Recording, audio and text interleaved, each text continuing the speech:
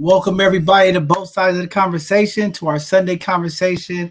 Wanted to just give an announcement out to community. Today's Sunday conversation we will be postponing. We will reschedule the Solidarity and Language conversation as our panelist has requested because of the Labor Day weekend and the holiday. They want to reschedule it. So we're going to cancel today's show for the holiday. Let people just enjoy themselves.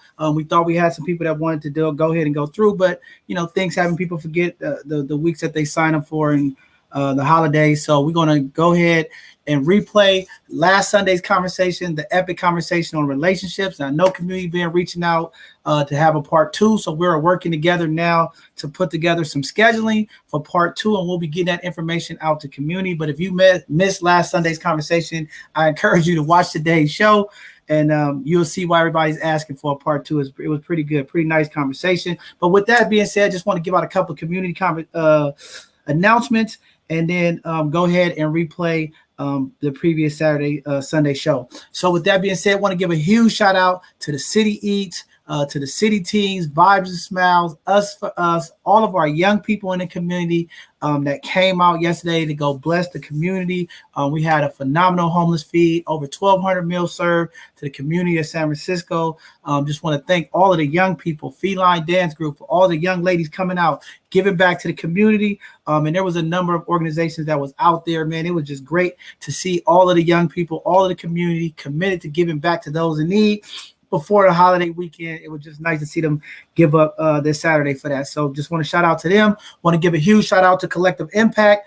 They did a phenomenal job of getting us all of the PPE gear that we needed and masks to give out to the community. It was so many people in community who needed masks. When you get out into that homeless population and you get out into the trenches of the streets, there is a lot of people who just doesn't have access to the PPE gear, or they don't have access to some of the stuff that we was able to provide for them. So I want to give a huge shout out to Collective Impact for stepping up, making sure that the community had the PPE and the stuff that they needed out there with hand sanitizer and all that stuff. So thanks to James Pangolo over there for just blessing the community, making sure that we got those supplies out to the community. It was very, very important and much needed as this Delta virus is still spreading through our communities and people are being impacted left and right by it. So just phenomenal. And just want to again say thank you to all those community organizations that came together yesterday and all of our young people for coming and bless the community. It was my second day back in the community, so it was just nice to be around people, just getting out there and sharing some of the love, as so many people have been giving me and my family love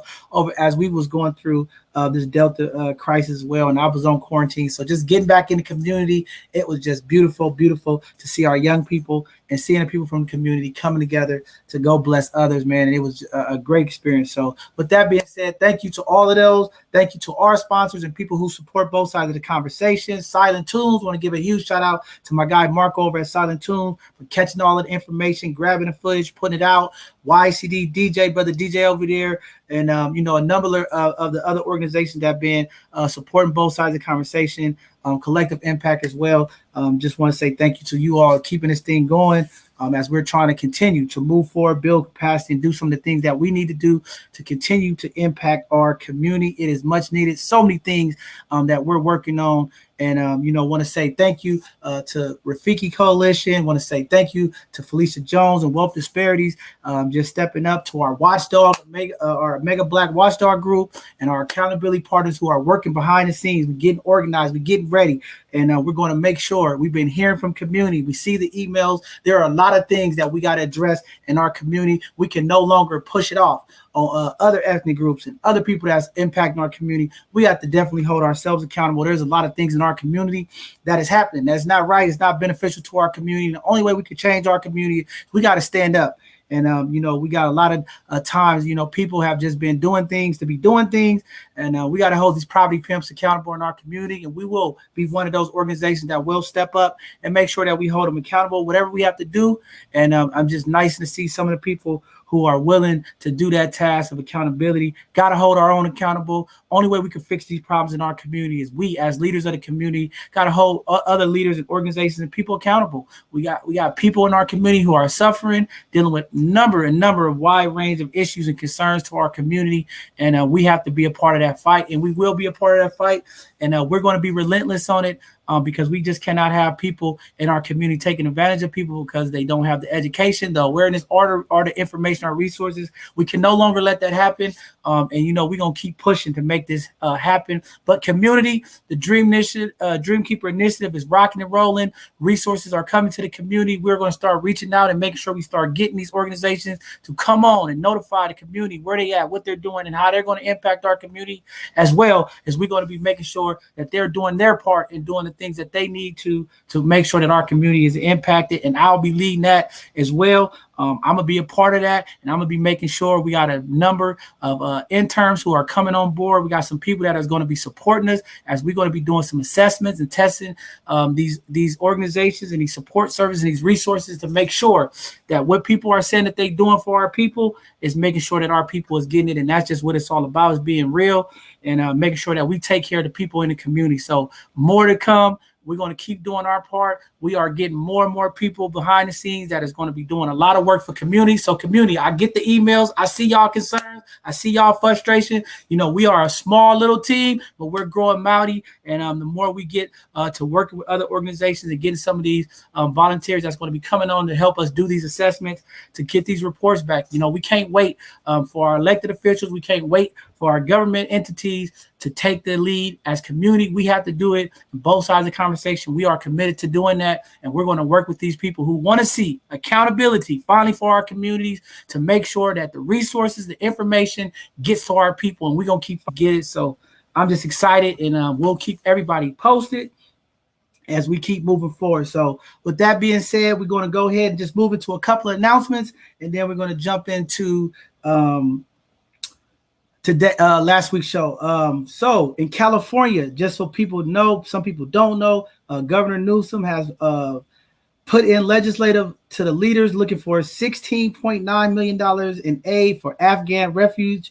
The state funds will be used to help those who escaped the Taliban and take over in Afghanistan. A lot of money. Again, I want to see some of these funds coming to people here. We're having so many issues and impacted, but we know those people have went through it. But again, this recall election is coming. People are voting. We need to see in our communities how we're being impacted. There's a lot of other communities, a lot of other resources going elsewhere. And sometimes in our community, we ain't getting nothing. And this is some of the things that people are questioning. So this election's coming up in a couple of days.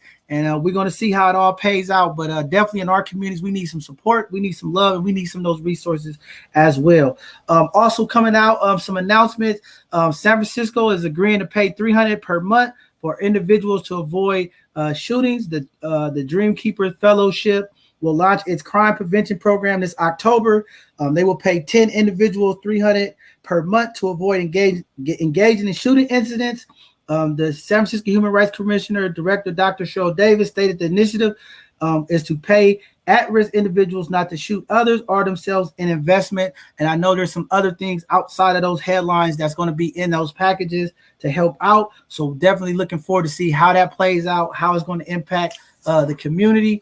But again, right now we are in a crisis in our community when it comes to gun violence and other violence. And right now we have to be open to any way that we can do to slow down some of the violence that's taking place in our community. And it's going to take a lot. And I'm not saying that that's one way to resolve it, but there are many, many ideals. There are a number of Dreamkeeper violence prevention organizations that are going to be doing work and doing things to impact. And we're going to get some of those people to come on our platform and talk to the community and what some of their ideals are and how they're going to go about stopping some of this violence. It is a challenge. It's not easy work. We can't guarantee anything, but it's just great to have ideals and different people thinking of ways that we can impact our community with stopping the violence. So that's going to be very, very impactful. this Tuesday, September the 7th, from 4 p.m. to 7 p.m., the 100% College Prep Institute is hosting their 2021 mixer at 1201 Mendale Street. Miss Diane Gray is over there doing the work, helping the young people in the community, families. If you're in San Francisco and you want to find out what kind of support or services you could get from 100% College Prep, please go over there, see Miss Diane Gray as they are working to sign people up and get them ready for their college prep program. So please check them out. Go to their website, 100%collegeprep.org. And again, it is this Tuesday, and they will be out there doing their mixer. So great stuff that Diane Gray is doing. We appreciate her leadership and the things that she brings to our young people and community. Phenomenal stuff. Please check her out, community, and get your young people involved. The Phoenix Day Block Party is still going to happen October 17th. All the participant deadlines, if you want to be a vendor, is already passed. But if you want to be a part of that event, please go to sundaystreetssf.com/block party. They will be out there, and that event will still be happening. As we get closer to the event, we'll be putting out more details, address, and specific location information for a community. Looking forward for that. For both sides of the conversation announcements, you all know every Tuesday we have a segment where we highlight our Black and brown businesses, as well as those community leaders who are doing things to positively impact our community. That is every Tuesday at 7 p.m. Pacific Standard Time. We will have another live show this Tuesday as we will continue to uplift our Black and brown businesses, as well as our community leaders. And then next Thursday, we will have another financial literacy segment. We're going to have Miss Cynthia and her team come on to talk about the importance of multiple stream incomes. And I think that is just something that our community really needs to think about as we're starting to move forward, as the unemployment numbers are rolling out and so many things are happening. We want to make sure that community have other ways to make income and do things to impact the community and put some money in their families and build that generational wealth. So that is going to be a great a segment. So I hope you all be able to join next Thursday. And then upcoming next Sunday, we'll be having a disability conversation part 2. We are still trying to secure these few spots from our elected departments who handle resources and information for disability. We have not got our final feedback, but we will still have the disability conversation. We will also be taking information from other people in the community. I know we had the last conversation, part 1. There was a number of people last minute who wanted to be a part of it. So if we don't get those response that we need by Tuesday of next week, we'll open it up and let those people who have been affected with resources and things of their disability, we'll have them come on as we will continue to build up our list of things that we are requesting for these departments to come on and let our community know what services and how to connect and fix some of these problems in our disability community. We'll be reaching out to them as well because I know some of them have done some outreach with the resources that were given, and we'll see have anything changed or any steps forward in progress from stuff that they received. And then on 9/19, we're going to have our community violence part 2 conversation. I think that is going to be a phenomenal conversation. Part 1 was epic, and I think part 2 is much needed as we've had an increase of gun violence and death in our community. And we just got to have this conversation, and we're going to keep having these conversations and coming up with ideas until we figure out how we can really put a big stop to some of this violence in our community. And then 9/26, the last Sunday of the month, we are talking about voter suppression. We are still looking for some of those poll workers and some of the people that is in the movement across this country to help stop voter suppression happening in our country. So we're looking forward to that. And with that being said, those are all of the announcements that we have. Again, thank you to the community, all of the things that are going on. I want to give a huge shout out to Erica Scott and to the African American Cultural District for the work that they've been doing. Brother Evan, just connecting people, trying to get our community back moving. They have a lot of programming and things that are coming up. So we just want to uplift and thank them for the work that they're doing. And a couple of families reached out to me. The Rafiki Coalition is getting these resources into our community homes who have been impacted by COVID. So just want to say thank you to Shug Smith, Dr. Mo, From the Heart. Maik and them has been doing a lot to get meals to our seniors and people in our community has been impacted Very important stuff, community, as this COVID spread. And I know we have some community outbreaks that's been happening. So trying to reach out to the school district to get some of those reports and see what these numbers are looking like. A lot of the information that we're getting are not looking good with our young people returning back to school with this COVID. So we'll keep everybody posted for that as well. Again, if you guys want to reach out to us, if you have any questions, if you have any concerns, I know people have been emailing us, trying to get all this information to us as things are happening in the community. There are a number of issues and things that we're going to work with community organizations to tackle, especially when we're talking about housing. There's a number of issues that are impacting our seniors and our elders of the community. So we're going to be having some conversations about that coming up, as well as more medical and mental health conversations, because we need to have it happening in our community. So looking forward to and excited about some of the stuff that's coming up, and then some of the work that we'll be doing for us, the narrative shift, and getting some of this information to the community. So excited about that, and just looking forward to seeing how things all play out. So with that being said, we're going to be replaying. So I know some people are watching live. We're about to replay our last Sunday's conversation, where we were talking about relationships and how do we fix the broken ones, and just having conversations about relationships. We will have a part 2, and we will get that information out to community. When will we be replaying? So with that being said, I'm going to go ahead and replay last week's segment. Thank you all for tuning in. If you want to put comments up, you can, but we had comments already from last week. But this is a great epic conversation. Hope you all enjoy it. Have a safe Labor Day weekend as we get ready to get back and do the work. This is the last holiday of the summer. As we start moving into fall and winter, it is time to do the work. It is resources, funds coming to our community. There are opportunities to uplift our community. It is time to do the work. Vacation time is almost over. The summertime is coming to an end. Let's get to work, community. Our community needs us. Our young people need us. The elders and the seniors of our community, they need us. It is time for us to go do the work. So with that being said, here's our segment from last Sunday. We're going to replay about relationship. I hope you all enjoy it.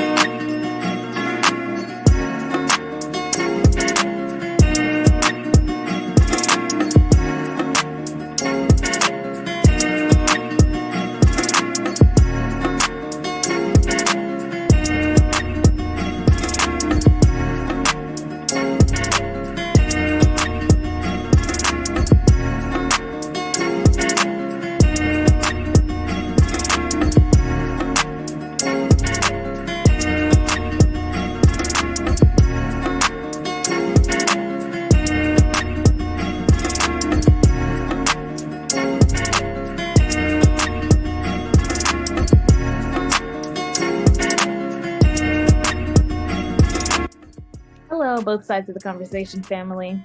We welcome you to this virtual space crafted especially for you.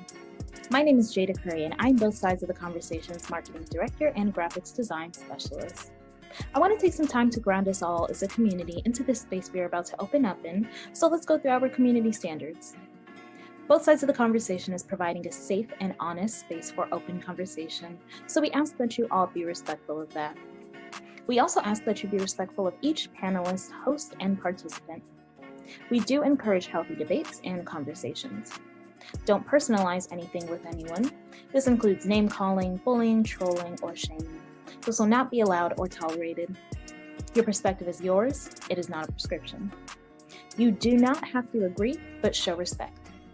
These community standards apply to all of our live shows and any virtual spaces that we hold on social media, including YouTube, Facebook, Twitter, or Instagram. We want to make sure that we are caring for each other as a community. This is our priority in all of our endeavors as both sides of the conversation. With that being said, I hope you enjoyed today's show and continue to stay in touch with us via YouTube, Facebook, Twitter, Instagram, or all of them. All right, thank you for listening and see you soon.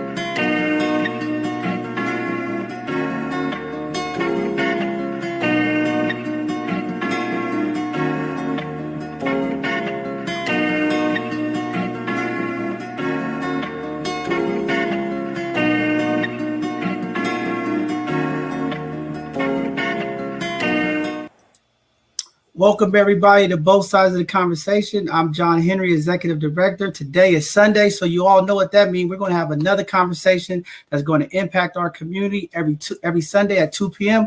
We have these virtual conversations. Today we are talking about relationships. How do we repair these broken relationships in our community? How do we tighten up the communication so that we can have better relationships in our community? Phenomenal show today. We have a large guest. And we have a number of panelists coming on with different perspectives, different backgrounds. So hopefully today's conversation is going to be impactful for community. But before we get started, I want to go through our community announcements and go through some of the stuff that our community needs to hear about. But before we get started, first I want to say thank you to all of the community, all my community family and friends who've been reaching out for me and my child. You know, we've been impacted by this COVID. I've been on quarantine. I've been on lockdown. I want to be out in the community. I missed some phenomenal events this weekend, but we'll be back out in the community as I'll be waiting to take my final test on Monday to make sure that I'm safe before I come back in the community. As when I first tested, it came back negative, but I started picking up small symptoms. So I wanted to make sure that I stay away from community. And I've been feeling a little bit better today. And I'm just hoping, Monday I could test again and I could get back out in the community. There's so much work and things that we need to do to continue to impact our community. And we will be out there to do it. But I just wanted to say thank you to all of the phone calls, all of the community resources and support. Shout out to Rafiki House. Shout out to SF Black Wall Street, Collective Impact, YCD, and all of our community sponsors that just been showing us love, making sure that we have everything we need is very important. That village approach is very real. So I want to thank all my community people who have been just showing us love, uplifting my spirits as we've been going through this quarantine process. So thank you all. Very, very important stuff.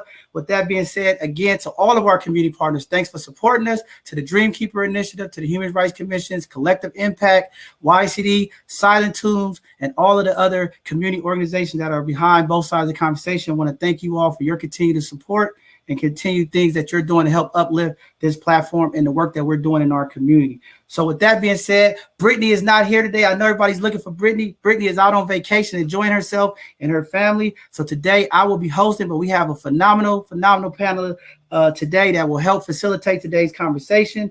But we miss Brittany because, she does a great wrap up and synopsis of our shows. Also with a lot of engagement and feedback, but we have some phenomenal people from our team today that will be helping out to get us through today's show. But Brittany, have fun out there, enjoy. I know you'll be out on the beach watching us and enjoying your time off. So thank you. With that being said, there's a number of things that's been impacting us across the world. One, we know this Delta variant is spreading. I just want community to know, continue to safe distance, wear your mask. If you haven't considered getting vaccination and that's something you might want to do, please do it. There are a number of vaccination sites across the Bay Area and beyond. Please reach out, use your social media. We'll get some of that information out as this virus is spreading through our communities, impacting. We had a number of loss of community members who've been impacted by COVID, as well as gun violence. It was another violent weekend, not only here in the Bay Area, but across this country.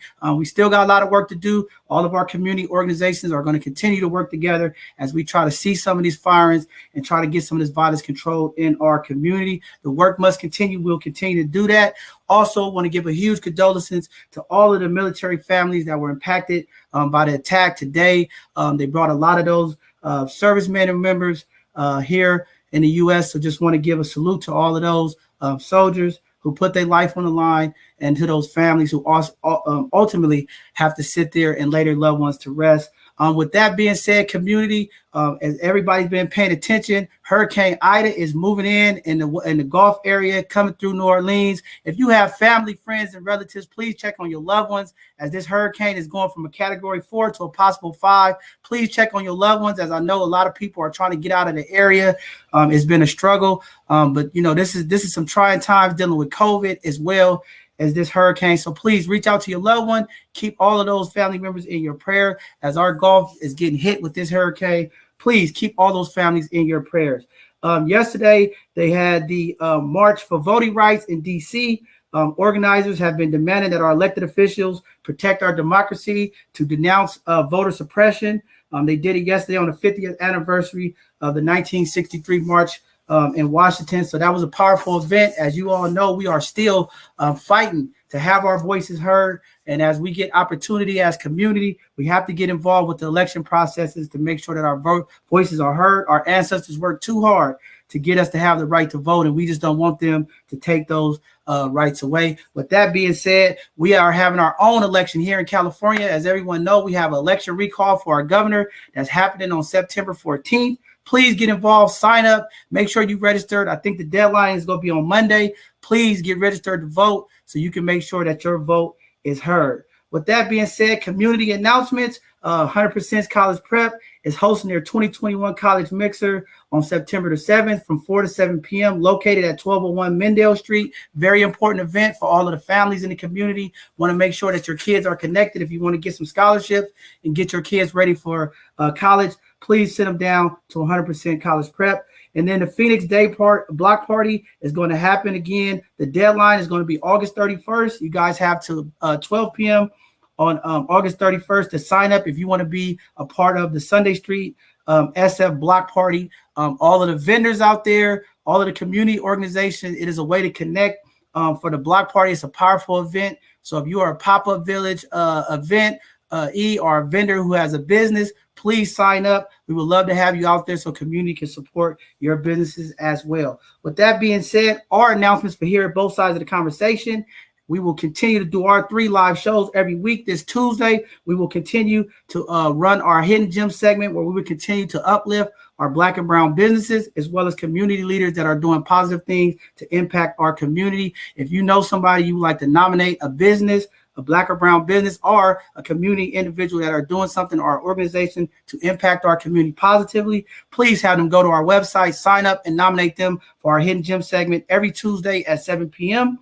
And then Thursday, we have our Educational Thursday every Thursday at 6 p.m. We're going to have some phenomenal Educational Thursdays coming up. This Thursday, we're going to have Eva Pena from the election department to come on and educate community about this recall and giving all the proper information so people that know who have felonies and different backgrounds, who can vote, who can't, and make sure that that information gets to the community. Our upcoming conversations, we are still recruiting panelists, guests, and hosts for our upcoming shows on 9/5. That Sunday conversation, we're talking about solidarity and languaging in our community. When we're talking about Asian hate and Black Lives Matter, we're going to be talking about what that solidarity looks like and how that imaging and language impacts our community. So we are still looking for people to be a part of that panel as well. If you have a background in inclusion, diversity, and you feel like you can speak to some of that, we would love to have you to come on and be a part of that conversation.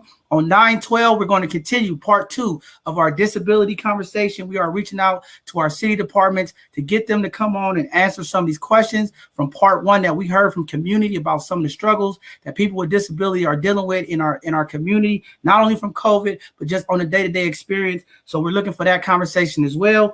And then we're going to have a part 2 of our community violence. As you all heard me in the opening, we have been plagued not only here in the Bay Area, but across this country with gun violence. Since this COVID, it has gotten worse. We are losing too many of our loved ones to street violence. So we're going to have a community violence part 2. We are looking for solutions. We're looking for organizations to come on. What can we do to help our young people and the people in the community that are impacted by our gun violence? And then on 9/26, we're going to have a conversation about voter suppression. I think this is a very, very important conversation that all of our communities need to be a part of so that we could come together and figure out how to protect our community to make sure that our voices is heard and that we'll be able to be a part of that process. So with that being said, I'm going to shut my mouth now, land my plane, and bring up Miss Renata, as she's going to go over and review some of the information that we found in the data and researching this conversation day for relationships.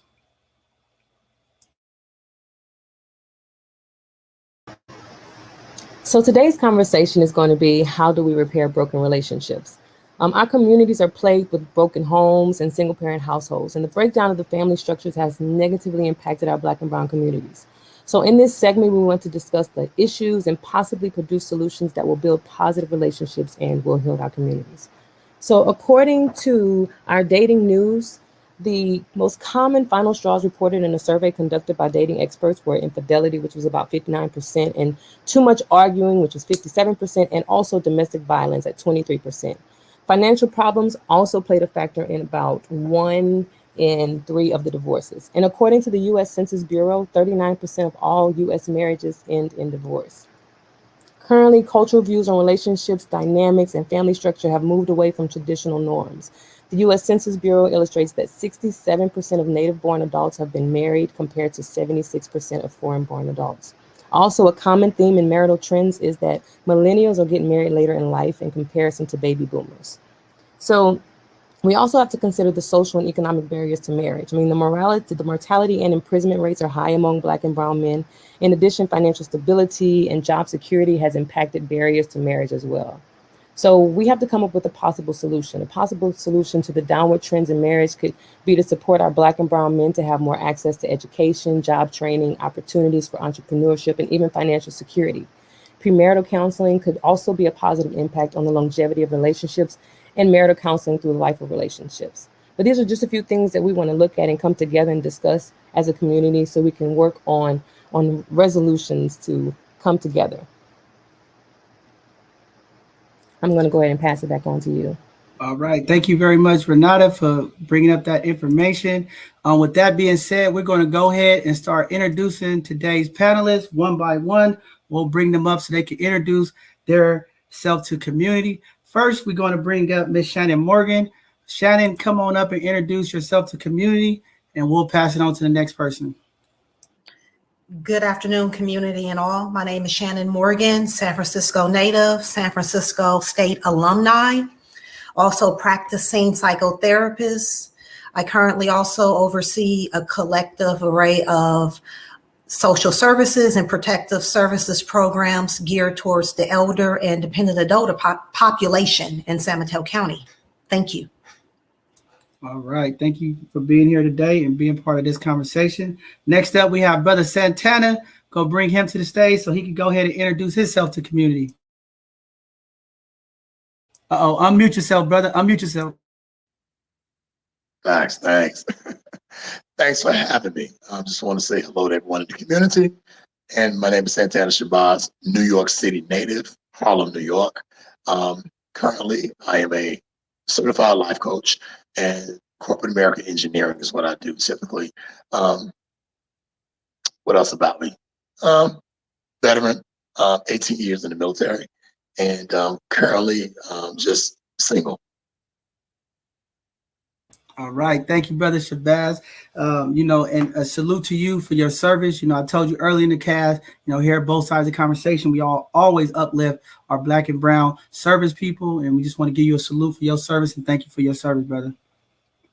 And for the community out there that just say we just a California platform, we only represent the brothers from New York, man. So we got New York in the building.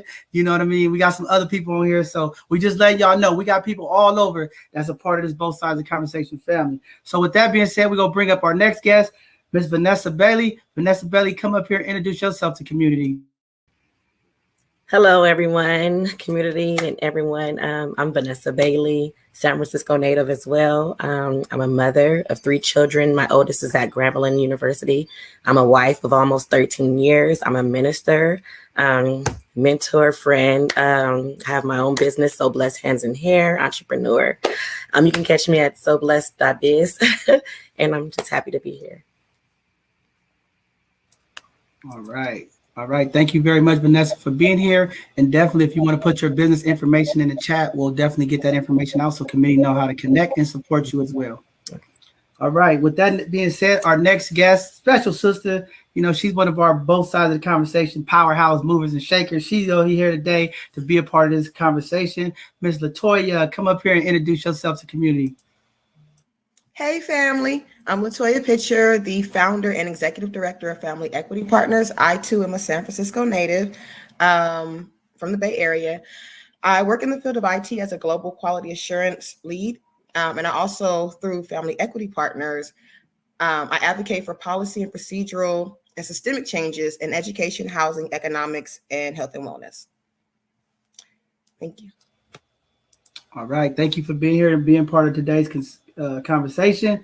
Next, we're going to bring up Ms. Vivian. Ms. Vivian, come up to the stage and introduce yourself to the community.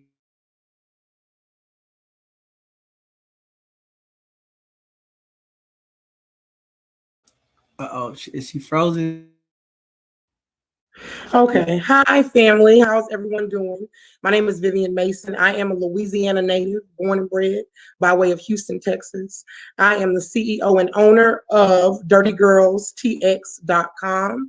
It is a website where we offer many toys and pleasurable items to keep you, even as a single person or as a married or involved with other people, keep that fire going. I also own a company called First Rate Client Services. All my employees work from home, doing call center business. But I'm here for input on things, and I'm glad to be here. Oh, we happy to have you here. Very, very important stuff, you know, because there is a lot of women out here who are going to stay single. And thanks for Dirty Girls having some things that they can have to help themselves. So I'm happy to have you here. Brother Mark, we're going to bring up Brother Mark Scott to the screen. Welcome, community. Brother Mark Scott, a native of Houston, Texas, a product of the 70s. I've lived multiple lives, have gone from the prison to the pulpit, was in active vocational ministry over a decade, have since stepped down, but love to use my gifts to try and bring value to people. You can find me on YouTube or Facebook at Mindsets with Mark Scott. I am available for consulting work.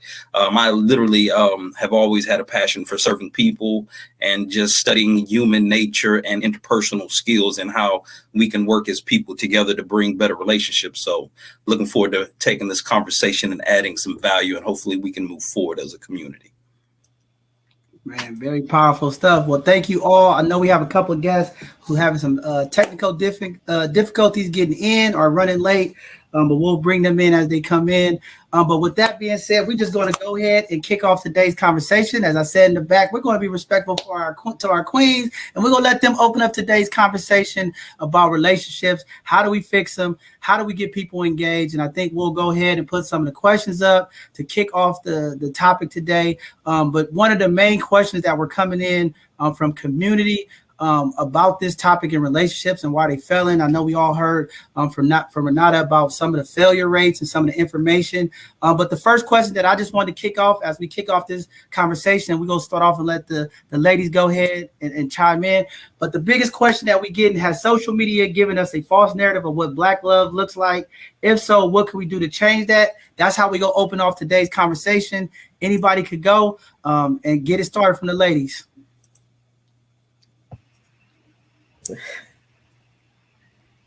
Well, I mean, personally, I don't think that social media has given for me, I'm going to speak from my perspective, a false narrative of what Black love looks like. I grew up in a 2-parent home. My parents have been together for 50 years. They showed us how it looks like to work together, what it looks like to love unconditionally, what it feels like. So me seeing what I see on social media, because I do follow for business and personal reasons, I don't particularly compare myself to my current situation to what's going on. I know that it's all propaganda for the most part. I'm aware that, you know, most of the time people are fake booking, they doing it for the gram or whatever the case may be. That's not going to hold me to a certain standard that I feel like I have to keep up, so to speak, with the Joneses of people in their relationships and what they feel like is relationship goals. Everybody has their own level of standards and requirements for themselves based on personal experiences and what their personal belief window looks like. So for me, social media, depending on that level of the person's thinking, maybe their lack of experience, or in being involved in what a healthy relationship looks like, that may be something that they may be pulling from to depict the narrative of their own personal relationships. I agree with Vivian. Also, I want to add that, I agree in certain areas, but I also do believe that social media not only gives a fake narrative to love, but I think it gives a fake narrative to life, period. I want to add that because when you look at social media, everybody's trying to be that girl and that guy. We look and there was a hashtag that was like relationship goals and things like that. And I just personally don't believe that we should have relationship goals. Our own lives should be our own goals. And so social media has made people believe like this is how life is supposed to be. Vivian came from a 2-parent home, but there are people out there who didn't come from a 2-parent home. And so what they see out there on social media, they bring home and to make it believe like, oh, this is what it's supposed to be. But if you really know certain people, they can post this picture of what looks good. Oh, they look good and they're smiling. But after that picture is taken, we don't know if the tears that's crying after the picture is taken. Or the social media might say, oh, he loves you because, oh, you woke up to roses. But what about the man who got up early and went to work, went to work early? Love looks to this man like getting up, taking care of his family, not roses every single day on the table before you get up. So I think you, like she said, have your own standard of what love should be. Latoya or Shannon? Yeah, I agree and disagree with Vivian and Minister Bailey, because yes, you should have your own standard, but no, I don't disagree. Let me take that back. I want to expound upon that. I see social media as a magnifying glass, whether it's about relationship goals, professional goals, whatever it is, it's a magnifying glass. It is going to magnify who you are if you use it. If you are a messy individual, that will show up on social media. If you are a loving individual, that will show up on social media. And with regards to the whole, let me back up a bit too. Number one, I do not subscribe to blaming social media for human behavior. Number two, with the relationship goals, as Minister Bailey stated, you don't know what's going on in that relationship. You're not supposed to envy others, regardless of what you practice or what you believe. But envying others or comparing yourself to others takes you away from you. And if you're going to hold you accountable for you, then you have to focus on you and really sit in yourself. And uncomfortable as it may be, address those parts that make you uncomfortable about yourself. So social media is not to blame. The individual is. Agreed. I agree. I will concur with all that was said by all of the women. I think that what I'm hearing collectively is that we can discern some of the discrepancies in social media and how it is false narrative, but we also understand that that's our generation. There's many younger generations where they're being raised by social media via their phones. Many kids, that's how they get news. That's how they see society, based on their attachment to their phone and these apps. So I think there are some individuals, and I won't just say younger people, but certain people, they're going to gravitate to whatever narrative they need to gravitate to kind of validate what they want to see, whether it's having the mate that has the flowers every day, or the man that is giving you material things. They're going to gravitate towards that, whether it's social media, whether it's their peers, to confirm that. So I think there's media in all forms, and social media is just social media, i.e. IG, Facebook, the others are just very dominant now.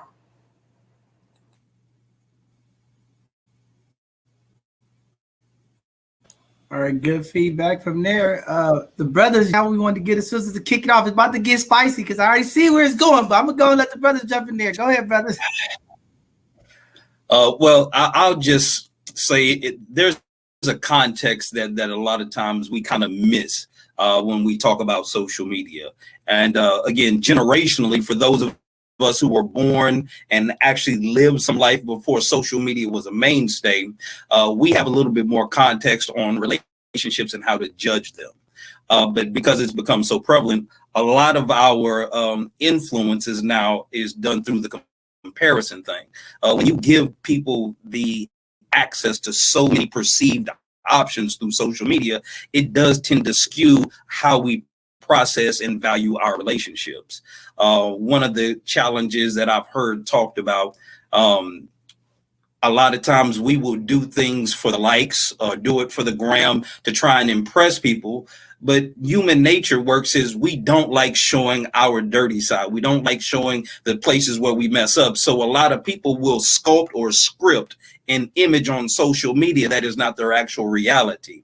And when other people view that, they're basing the scripted version of what people are putting out on social media as if that's their actual reality. And a lot of times people are just faking it. But if you're comparing yourself to the false images, then that's going to give you a messed up perception of what your situation should actually look like, because you're comparing it to the false narrative. So in that aspect, social media has skewed our view of what Black love should look like. But again, it still falls down at the individual level, where you have to have some personal accountability, because you have to live your everyday life. Your circumstances, your situations may be different than the person you see on social media. And if you don't have that awareness, then yeah, you're going to run into a lot of problems trying to have healthy relationships in your real life if you're trying to do it for the likes or for the gram. So that would just be my 2 cents. But I think the ladies actually hit on some very good points in that.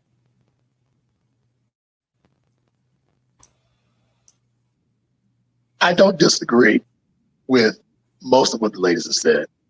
However, I would like to liken a quote by James Baldwin. In that quote, he said that our children don't oftentimes do what we tell them to do. However, they do oftentimes do what they see us do. With that being the case, I do think a lot of people act out and live their lives on social media. I'm not saying that social media is the end all be all to blame. No, not at all. However, I do think that on both sides of it, this show, I think that we have to really consider upbringing, and we also have to consider economics. If you've been kept away from so many things for so long, and what you see on TV, it becomes a reality that you constantly feed yourself. I was at someone's house about a week ago, and the little girls were outside, about 6 of them, were outside playing. I asked the question, so what are you guys doing? They said, we're playing basketball wives. Blew my mind. So I agree with the ladies, but I disagree with some aspects of what's not to blame. Not to blame. We have to look at our homes and talk to our children.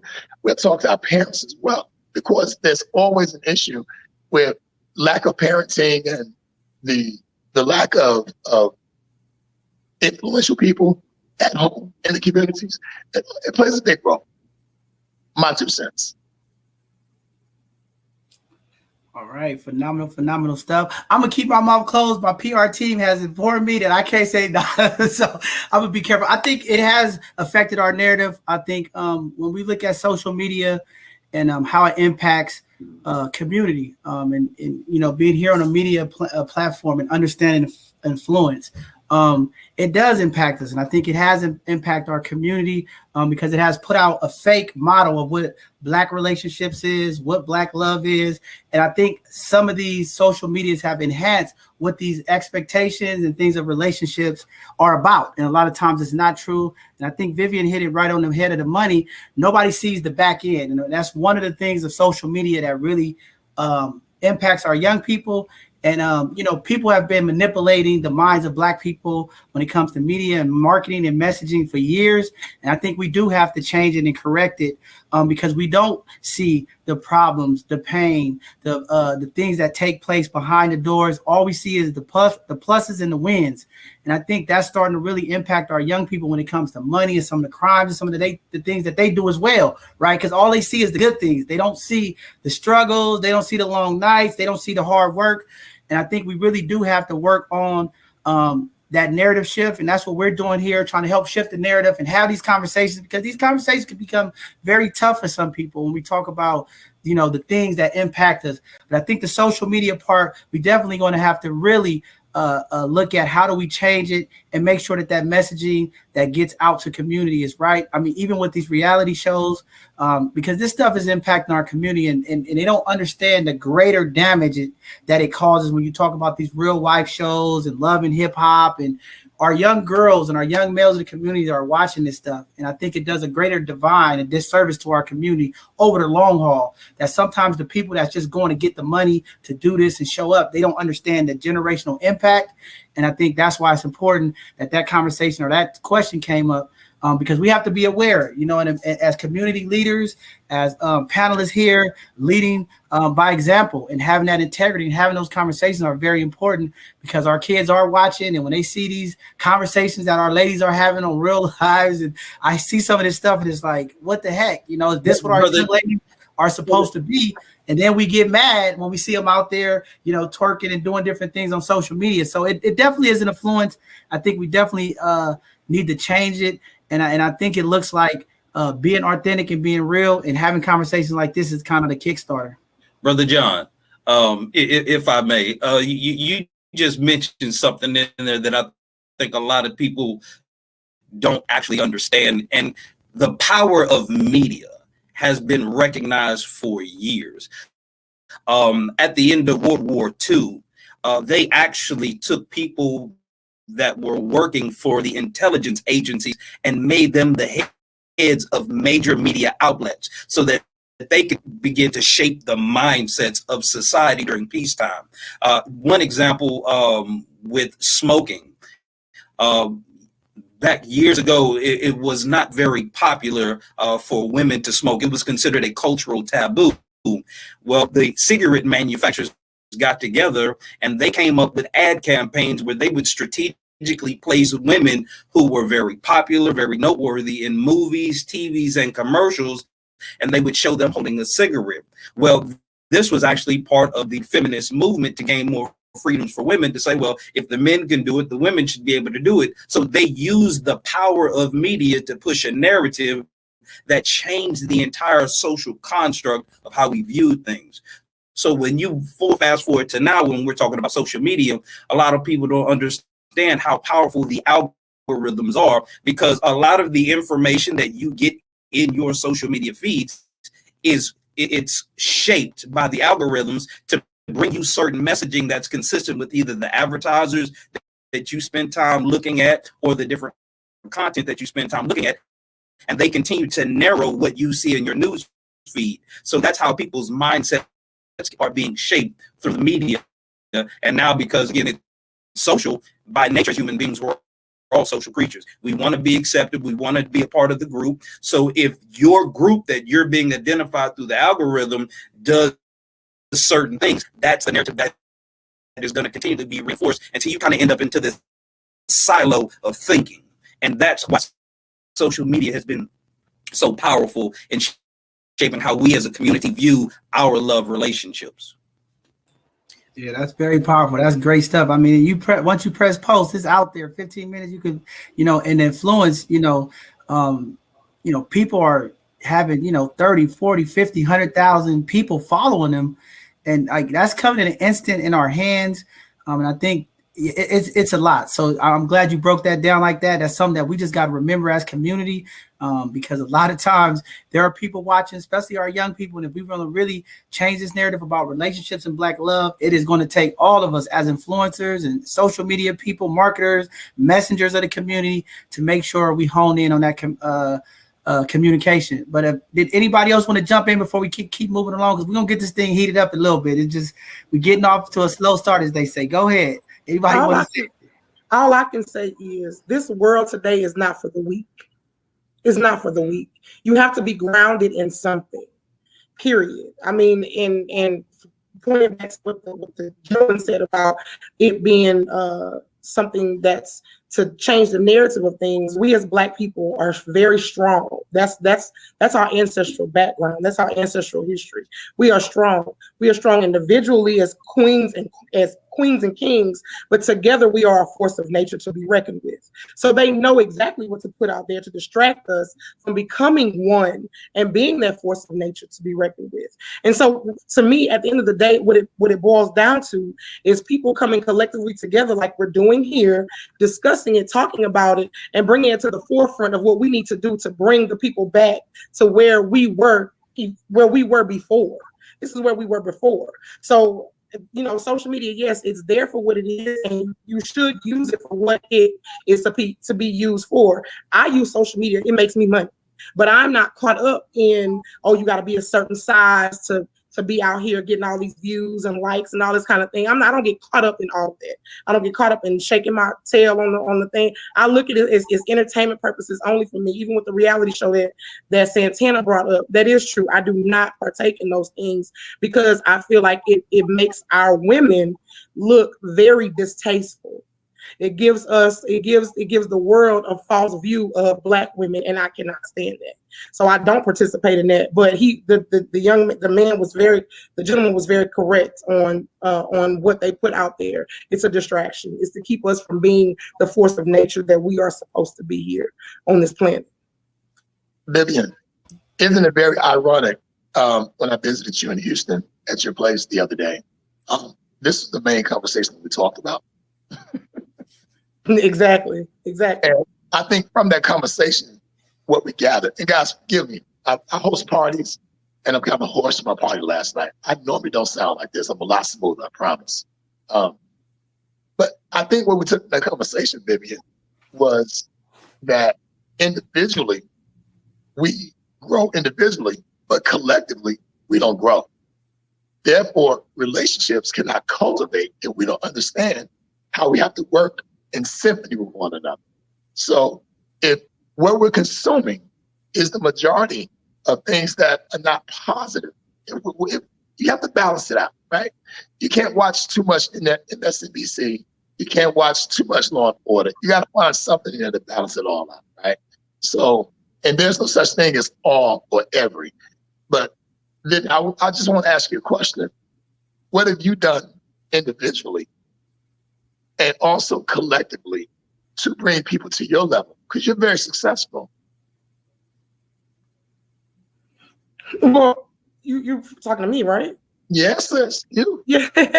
I mean, you know, I'm always questioning. I'm always trying to get to the core of things. That it's always a root issue to something, regardless of what it is. There's always a root that causes people to act in such a way. It's always something, a void maybe that has people doing the things that they do, say the things, acting the way that they act, treating people the way that they treat people. So for me to be successful, I've sat still and just pay attention. And for me, my passion is women. My passion is women. Not in that fashion. I love men. I love men. But my passion is women, and getting them to understand that the power within them is what it's going to take to bring about change. And I've been through some things in my life. I am an ex-convict. I sat down for 6 years in the penitentiary, so I had a lot of time to think about the things that I had done that were not conducive to living a successful life in the right way. For me to be able to be an example and lead the way.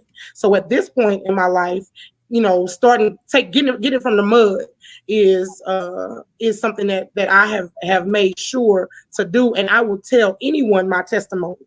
And it's possible to be a person of leadership regardless of the past. It's possible not to fall prey to the things that's put out here to make us be distracted.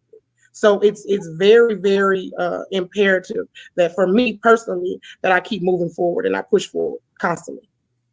I want to say something because I think you hit on something that's very powerful, but I also want us to remember, because you said that you don't subscribe to the social media stuff and you get it, right? And it's the same thing with this rap music, movies, and everything.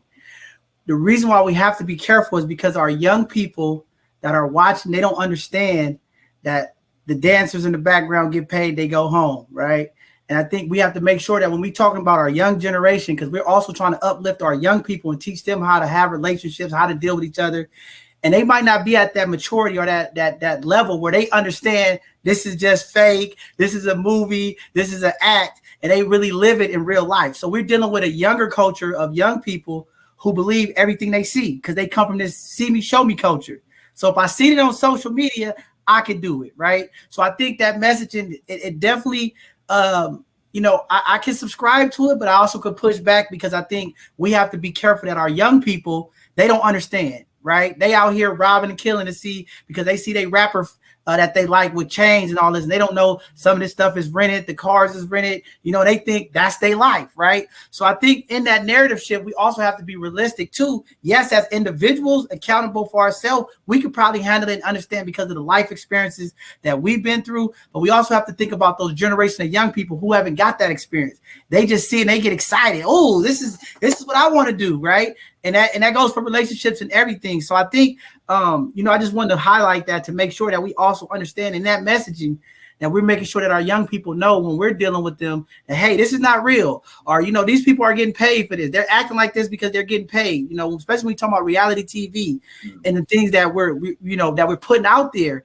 Because these expectations are what we see, we start to believe this is our reality. And a lot of times I think that, like Mark has said earlier, is a disservice to our Black love, and it really impacts our community when we have these shows who are telling our women, if your dude can't do this, then you don't have a dude, and things of that nature. So I just think that's very, very important, and it causes a lot of conflict on our community because I think people are trying to rush to live this persona that's really not there. You know what I mean? And they don't understand these people are getting paid to go to these resorts, and they set it up nice for them. You know what I mean? And they have these event planners who are setting up these romantic dinners, and not saying that as we can't do it, but just have to understand, because sometimes, and this is no knock to a lot of our women, but sometimes they get caught in fantasy land, and they live this fantasy out that this is what it's supposed to be, and then we miss the action of reality. So just want to put that out there. Well, John, I have a question for you, John, and maybe this is another show, perhaps another topic.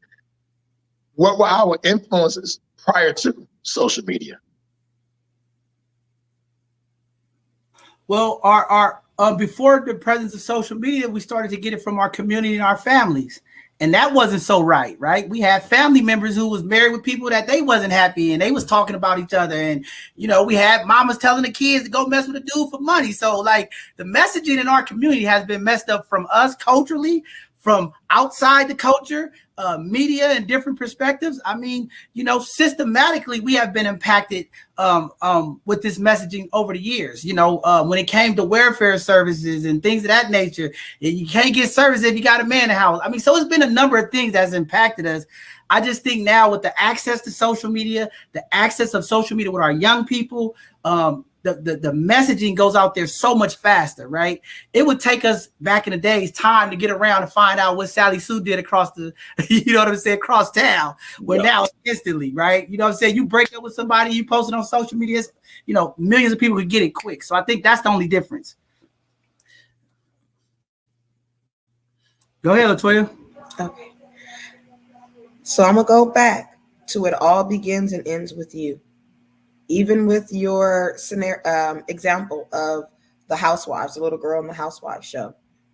I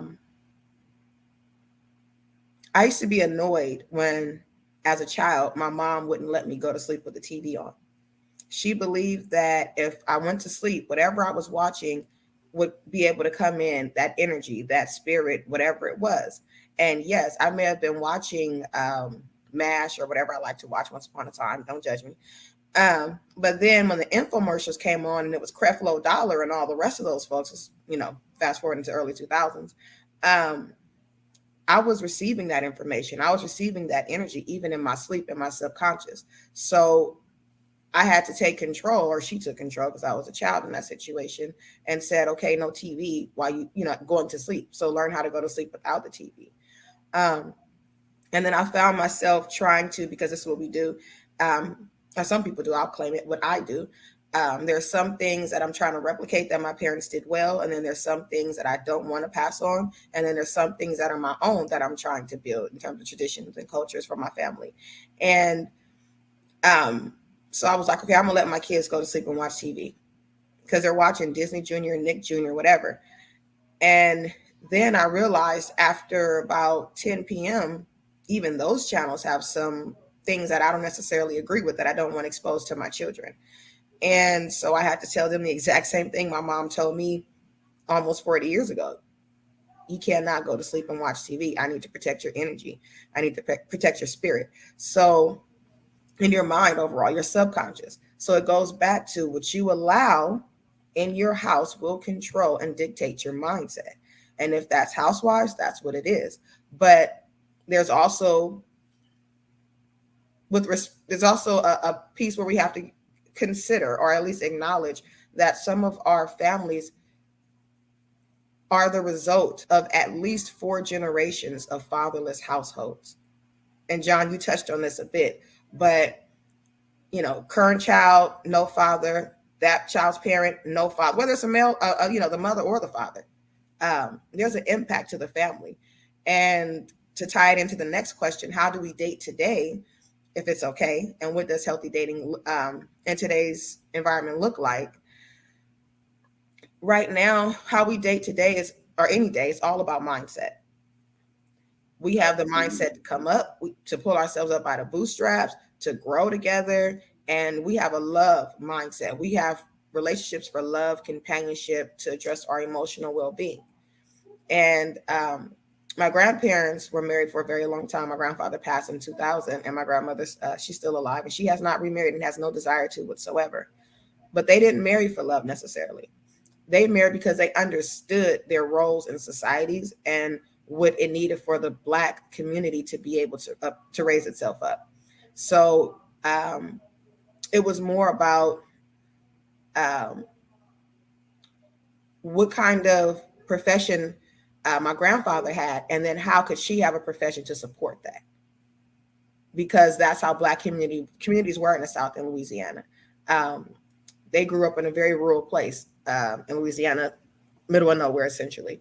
And so they didn't have access to a lot of education unless they had to drive like 3 hours away to Black only schools and et cetera. So with my grandmother having a college degree, mind you, she was born in 1929, that was a huge deal. That was really big.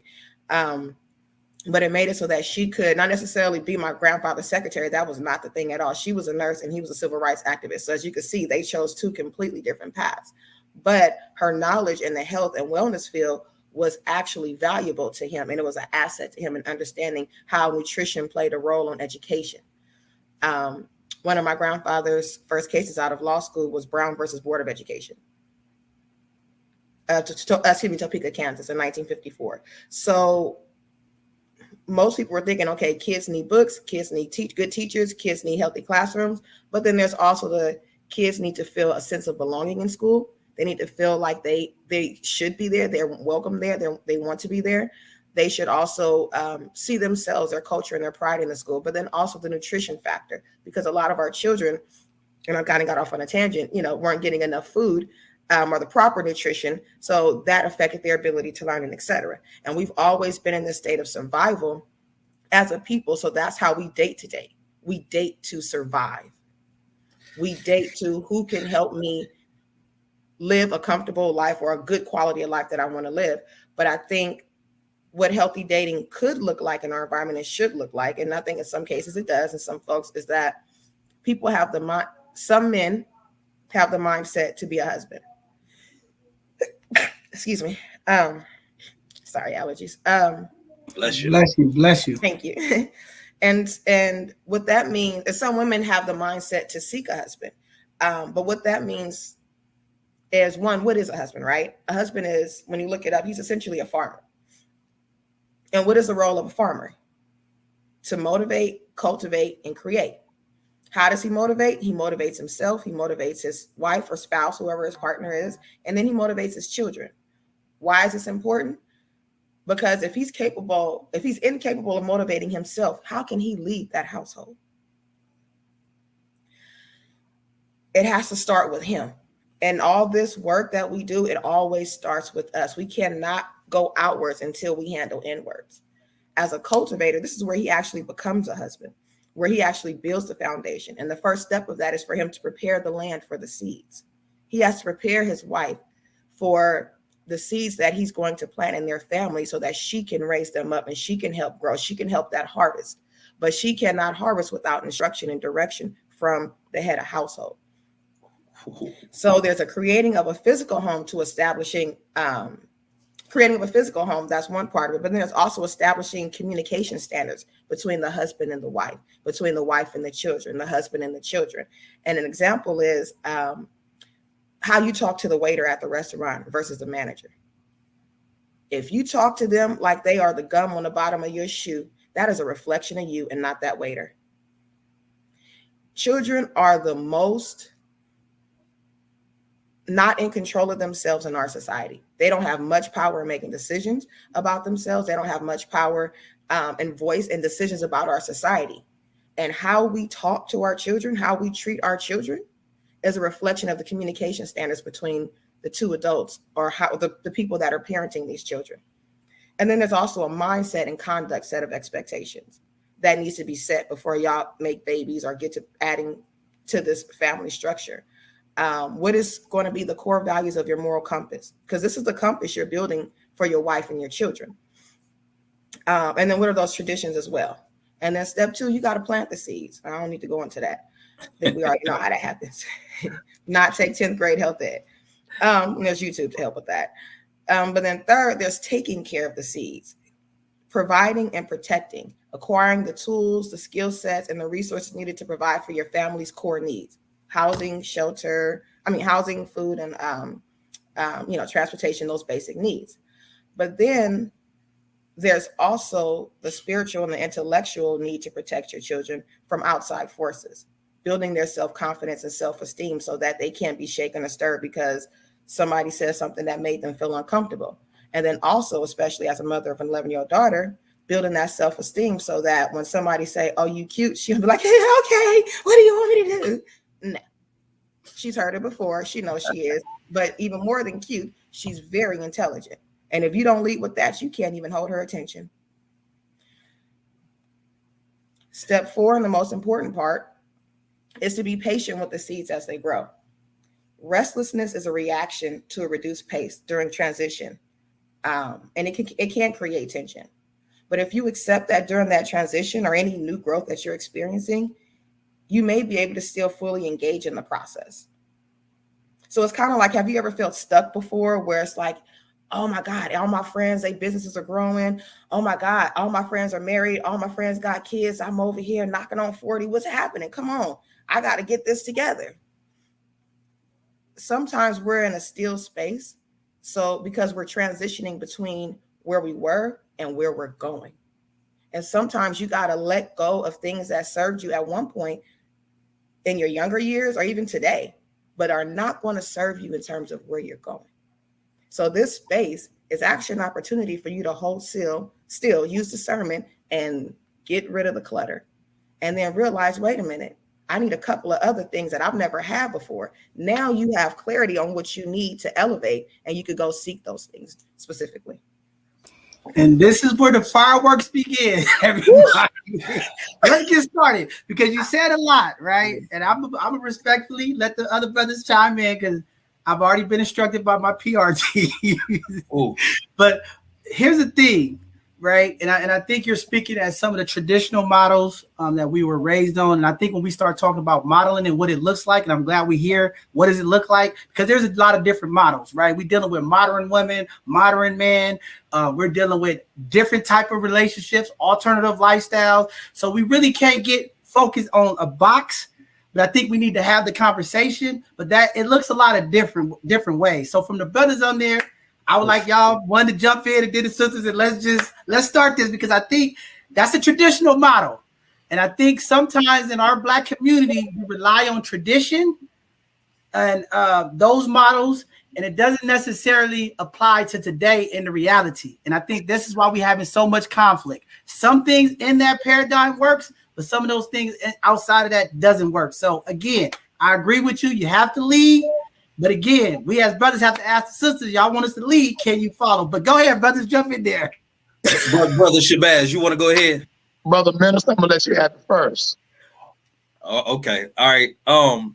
While I absolutely respect traditional values, a lot of the values that I had when I went into my first marriage, I was married for over 15 years and have been divorced now going on 2. A lot of the values that we hold dear from our tradition in modern society, things they're not as applicable because, again, going back to the first question, technology, social media, all of these things have warped our view of what relationships are actually about. There's a certain standard, as a man, when I got back out onto the dating scene, a lot of women were looking for the 666, a man who was 6 feet tall, made 6 figures, and had a 6-pack abs. Like that was the standard. When you actually put down more than 6 inches, more than 6 inches, I'm going to put that in there. There you go. That too. Go ahead, continue. Right. We're going. It's the 4 6s. But when you actually break down statistically the numbers, that's about 8 to 10% of the men that actually fit into that category. So off the rip, most women who've been influenced by you can have it all, the world is yours, you deserve the best, this and that. You've got 80 to 90% of the women all looking for and competing for 8 to 9% of the men. So by default, a regular brother like myself, 5'7", like I say, I've kept a 6-pack for a while. I don't make 6 figures at the moment, but a lot of times when us as men look at dating, it's like we're not valued. And so you got most of the women chasing a small minority group of guys. And if you don't meet those criteria, most women tend to, excuse my French, they tend to look down and shit on you. Like you ain't enough yet.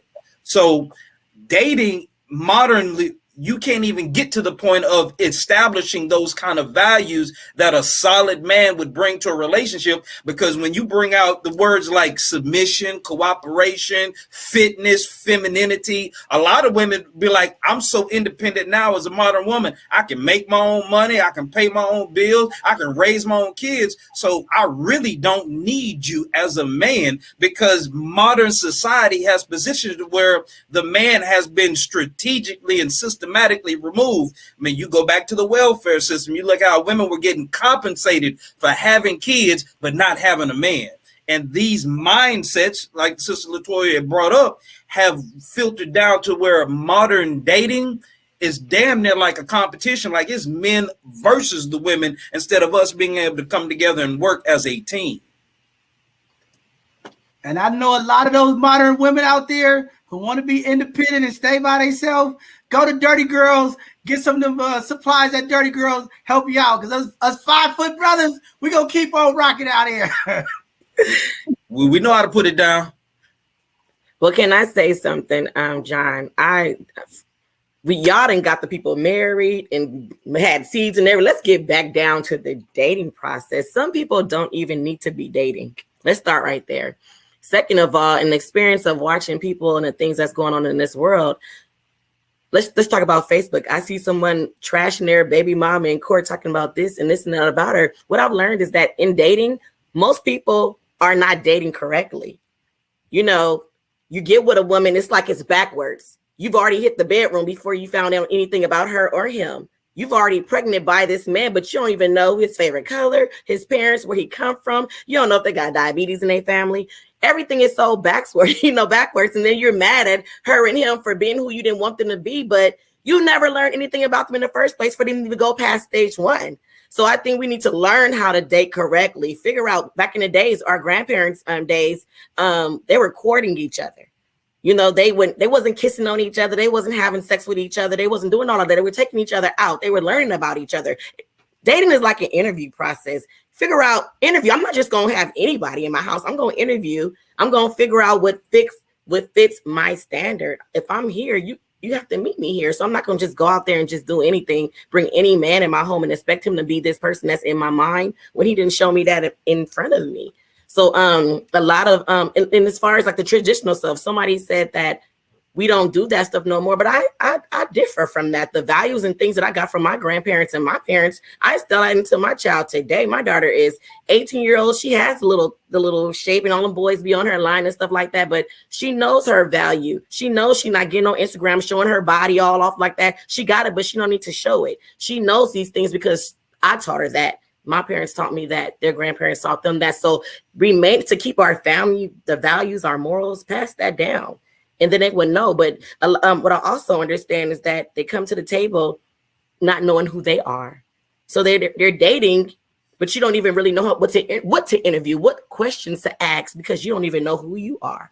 You're dating, trying to get a man with money, and then you're mad at him if he's not meeting this criteria, but you don't even have that criteria. You want him to make 6 figures, but you don't even make 6 figures. You want him to have this big house, but you don't have a big house. You want him to have this amazing car, but you're still in a bucket. I think we got to start meeting these men where they are and stop. Like somebody said, we're not your enemies. We're the same team. And you know what I'm saying? So. But Vanessa, hold on a second, because I think you answered the question. Because I was about to say, maybe that's the problem. When you start framing the relationships like a job interview, that's the problem. Women don't know how to interview because it's like they don't. Listen, I've been literally searching for a truck all week, and I know what truck I want, right? I'm not going to get the first truck that is thrown out to me. But you know what the real issue is?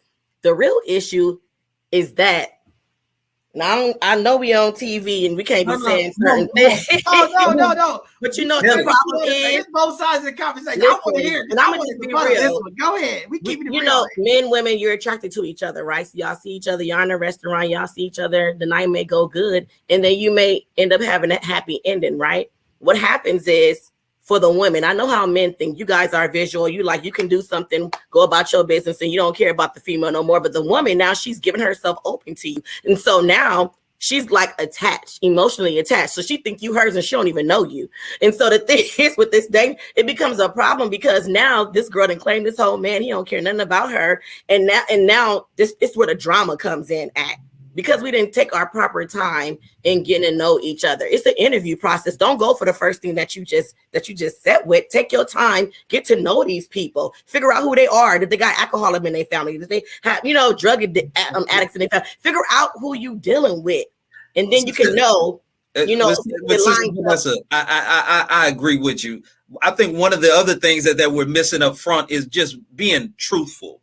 A lot of people ain't telling, like say, we're not all out here dating for the same reason. Some people are dating looking for a spouse. Some people are dating because they want a companion, somebody to kick it with, somebody just to go out from time to time, have a drink, have a meal, go out, dance, whatever. Some people are just dating because, hey, look, I need somebody that I can depend on for a physical release from time to time, but I'm busy doing my other thing. I need somebody in my rotation. There are different reasons people are out here dating. And if we don't be truthful about what we want and what we expect, that's why we have the drama. Because I know some women who have no problem with casual sex on the first date. If they think you got it going on, they'll drop it like it's hot on you and keep it pushing just like they were a man. We get the bad rap for just wanting to hit it and quit it and move on. But honestly, more men are looking for a committed relationship out here. And one of the main reasons, for real, sister, again, it takes a lot of work for us as men to get the attention and court women. We got to bring value to the table. Y'all can go out and just say, hey, I want some dick. And you're going to have a line of brothers that's going to be ready to serve you. As a man, we just can't go out there like that unless you're a celebrity, you rich or something. You have to put in some work, show some value, be attractive, have something going on for you to get a woman's sexual energy and attention. So a lot of times we as men need relationships so we can have that consistent access for us. And if we're truthful about it, a lot of people will work with you on that. But you got to know why you're dating. Respectfully, I got to push back. I got to spit back because brothers ain't trying to get in relationships just because they need sex service. I got to push back on that. I don't think that's what it is. I think the communication with Vanessa hit on is where it's at. Because a lot of times the brothers get the bad rap, but a lot of times, like you said, it's the emotions and all the other stuff that get tied into it. Because a lot of times I'm listening, I pay attention to people and couples, and sometimes the brothers is giving these women the real upfront information. But they feel like they can change the situation or they can alter what was said to them because they think I got it, the power of the WAP, right? So they like, oh, I'm gonna make him be mine, right? So I think a lot of it is just it's communication, right? And when you was talking about what people are dating for, what are we dating for? Because I think a lot of times for men, the system, right? When women say, why do men want to get married, and why it's the system that really constructed this, right? So when we talk about divorce, 9 times out of 10, the men are getting impacted. So why do men want to get married, right? So when we talk about that, why? Most men don't want to get married because what's the benefit? See, women benefit from all of these things that's in place. That's why it's so prevalent for them to advocate for it. What do men get? I just want to know because I'll be asking these questions. What do we get? Somebody tell me what we get. Mean, y'all get a lot if y'all with the right person. Marriage for most men, and the men who I talk to, like I said, I do a lot of life coaching. Most of the brothers I talk to, they only get married because they want to have children and they don't want a baby mama. That's it. The benefit of marriage for men is children. However, as a man, when you get married, you actually save more money over a lifetime. And you take a man like myself, I'm a widower, and actually, that was probably the best time of my life because I had somebody to hold me accountable. And not that she had to hold me accountable. What she did was, for me, Brother John, my perspective changed because I knew I had to take care of my family. So my ideas changed about what I needed to do. But however, Sister Vanessa, I would caution you to not tell any woman to meet a man where he is, if he's not what he needs to be. I would caution you to never speak that ever again. All right? Let me tell you why. Because as a woman, you cannot change a man. However, a smart woman can influence a man. Okay? So, Brother Santana, so I wasn't saying meet the man as far as what you're getting at. What I'm saying is when a woman is going to come with her expectations of a man, she needs to have something to bring to the table too. You can't talk about a man who is not here, but you're not nowhere near there.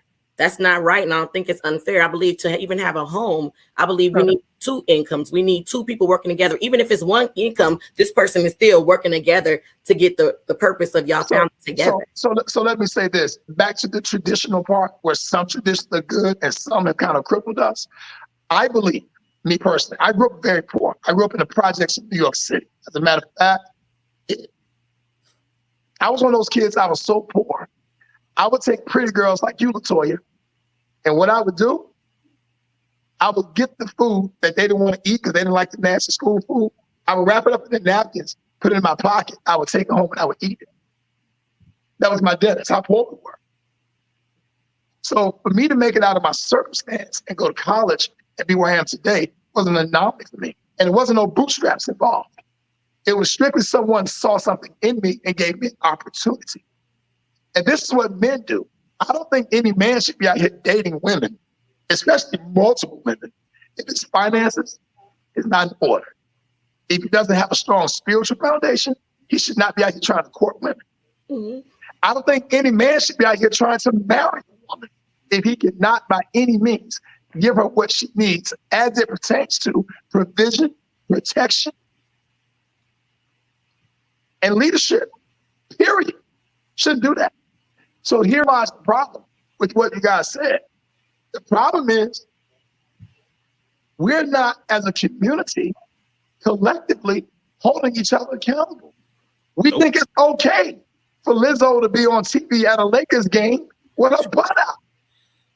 Absolutely. We think it's okay that we allow our children to listen to rappers who walk around with gold teeth in their mouth and chains on who portray a fake image. Since when? Give me one TV show right now, that reflects a positive Black family right now. You can't name one. The closest you can get is Queen Sugar. I want to say something, but I'm gonna step back. Vivian, don't you come for me, Vivian. No, there is a show on Netflix called Family Reunion. I said TV. I said about no Netflix. No, it's TV. Queen Sugar on Netflix too. Oh, Blackish. And Blackish too. But that's clownery and buffoonery. But listen, hold on. Clownery and Y'all buffoonery. still didn't answer my question. What's the question, Keep John? hearing What's up, about John? what men don't do. If Mark said it early, this box that y'all talking about when you say, Santana, brother got to be financially stable. He got to be able to protect the lead. If we're talking about 10% of the men who can actually do that, then what's going to happen? Because we're talking the thing about it is, population. But the I thing just want about to it know, is, but what do men get? That's my question out there. I still haven't heard from ladies. no. First of all, men have to start looking at marriage differently. When we go into looking at marriage, we look at the beginning of something. Men look at it's the end of something, and that's not what it is. Marriage is the beginning for both of us if we know who we are individually, and it all comes back around to, which is a very cliche thing, is self-love. If you don't have love of self, you don't know where and what and how and who and all of these boundaries that you are setting for yourself. You don't know what they look like. You don't know. So you're going to go through these failed relationships and failed dating scenarios and things of that nature. But you have to be clear in what it is you're stepping into first and foremost. Now, the traditional thing I've done traditional dating. I've done non-traditional dating. I've had 2 boyfriends at once, and they both knew about each other. So I've dated women. I am not the traditional. I'm not the traditional. I am very experimental in things because whatever works for me is going to work for me. Whatever works for you is going to work for you. I know the type of love I'm desiring to be in. I can't speak about the love of what everybody else wants at all. That's what whatever makes you feel good, whatever's going to propel you forward in life, whatever's going to get you progressively where you need to be individually or as a whole unit with somebody else is what's important. And that's what you should put out there in the forefront with whoever you're dating, because dating today is very different. A lot of people have lost the idea that real love and true love exists. Most people think that it's something that's it's only a temporary thing, or it's fantasy, or you can fall out of love with people and this and that and the third. Like, it's so easy. So that right there, Vivian, you can't fall out of love. You know why? There's no such thing as falling out of love. It's a such thing as growing in love. Growing apart. Right. And that's it. So when people say when people say they're falling out of love, that's because they're evolving into something else, and they weren't who they initially thought they were when they met that person. Can I ask the question, John? John asked a question. He said, what does men get out of it? And my question is this: do y'all even know what y'all want from women? Because Vanessa. I can't speak. Y'all be just as confused. Y'all be so confused. I do. I can't speak for all men, but I think we're looking for women that are fun, feminine, and submissive, and know how to do the things to uplift us as men. I think that's a lot of it. But I'll let the other brothers chime in. John, and I'm gonna let Brother Minister get in on this as well. Brother Minister, please back me up on this. Vanessa, you said, do we know what we really want? All right. I'm one of those 4 6s that you talked about.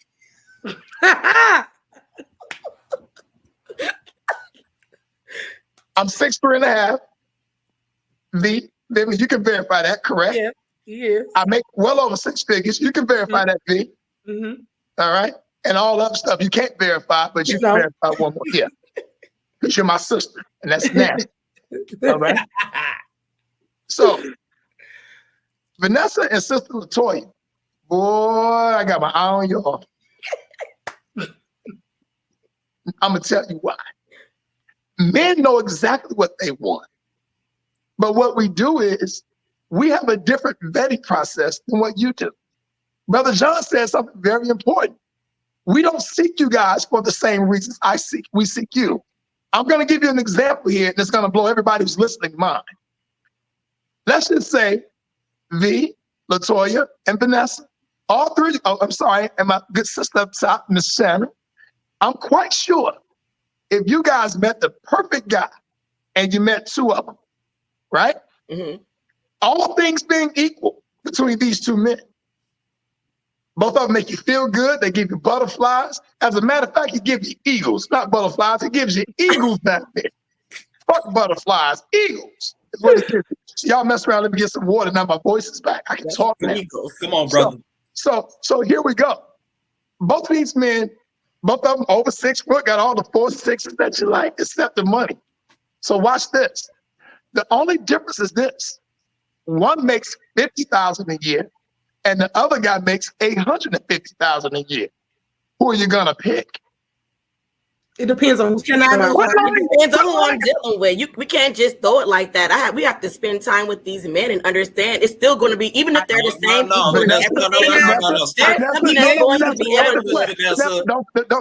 Minister Vanessa, don't deflect. I laid it out for you perfectly. I said 2 men. You gave me 2 men I never met before. Wait. You understand the hypothetical scenario? Stop skirting the real question. All things being equal, you got 2 men who you've met, and both of them are equal in every category you like, except one makes $50,000 a year, one makes $150,000 a year. Who are you picking? It depends on the scenario that I'm in. I can pick both. It could be both. I can deal with a $50,000 a year man. I can deal with a $50,000 a year man. I promise you I can, but it all goes on about his character. I have to know who he is. But all things he said, all it things doesn't know. Minister Vanessa. All right, hold on. I know it's getting good. This is I said all things equal. But hold on real quick. Let's not speak over each other so that the community can hear, because they listen and they chime in. We want to make sure it's clear. Let the brother get his point across.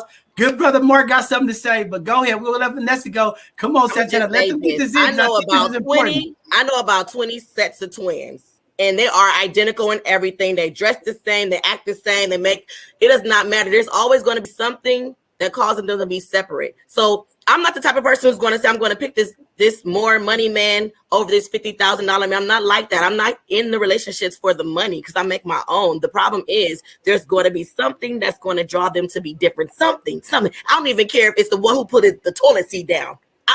Something is going to Minister. You're a small percentage of women that think like that. 90% of these women ain't thinking like that, man. Then they have those different mentalities. That's why I'm just being real. A lot of women ain't thinking like. We gotta be real now. I'm gonna tell y'all this. This is what I'm gonna say on this show. We're gonna keep it real. And we speaking for the masses. I'm on these calls, I'm in Clubhouse, I'm in these social media streets. I know what's going on. I listen to these women, and a lot of this stuff that you talking is a very small percentage of women who talking like that. Okay, just like the we gotta keep it real. Who make that much and this is for men and women. So we just gotta keep it real on that, because again, you're talking about a small percentage, just like y'all talking about a small percentage of men with his 3 6s. I'm offended because I meet everything but the 6 feet, Santana. So you better stop, brother. But go ahead. Go ahead, sister. No, I'm going to say this. I'm going to be quiet. Okay, I'm going to shut up. All right, I promise. Here's the thing. I understand, Minister Vanessa, you don't want to seem or come across shallow. I get it, because when women go after men with the money, they're always labeled as gold diggers or shallow. I get that, and there's a need to protect yourself for that. But there's nothing wrong with a woman going after the interest of wanting a man who earns good money so she can have a home, a good neighborhood, and safety, and a decent and a decent school system for her child. There's nothing wrong with that. Absolutely, so that's what we're trying to say. So but $50,000 a year won't get you that. Versus the man with $150,000. It won't. But you don't know down the line if that $800,000 a year going to be in the punching her in 2 years. So my thing is, I have to see these men personally before I can say. You're adding hypotheticals to my hypothetical. Okay, we don't want to move the goalpost. But I'm gonna say this though before Shannon go, because Shannon been waiting patiently. So when men think like this is the disconnect, because I'm trying to help us get to what the disconnection is, right? And I think the disconnection is when women say, yeah, we could do this, we could do that. Now, for men, it's the opposite. There's more successful women, more independent Black women right now in this country, okay? So for men, why they don't marry or why they don't commit, since everybody in the comments talking about why men don't commit, why would a man commit when it's 20-1 and he have more options? Because when we talk about women to man, y'all options is way small. We talking 10% or less. You talking 75% more successful women than men.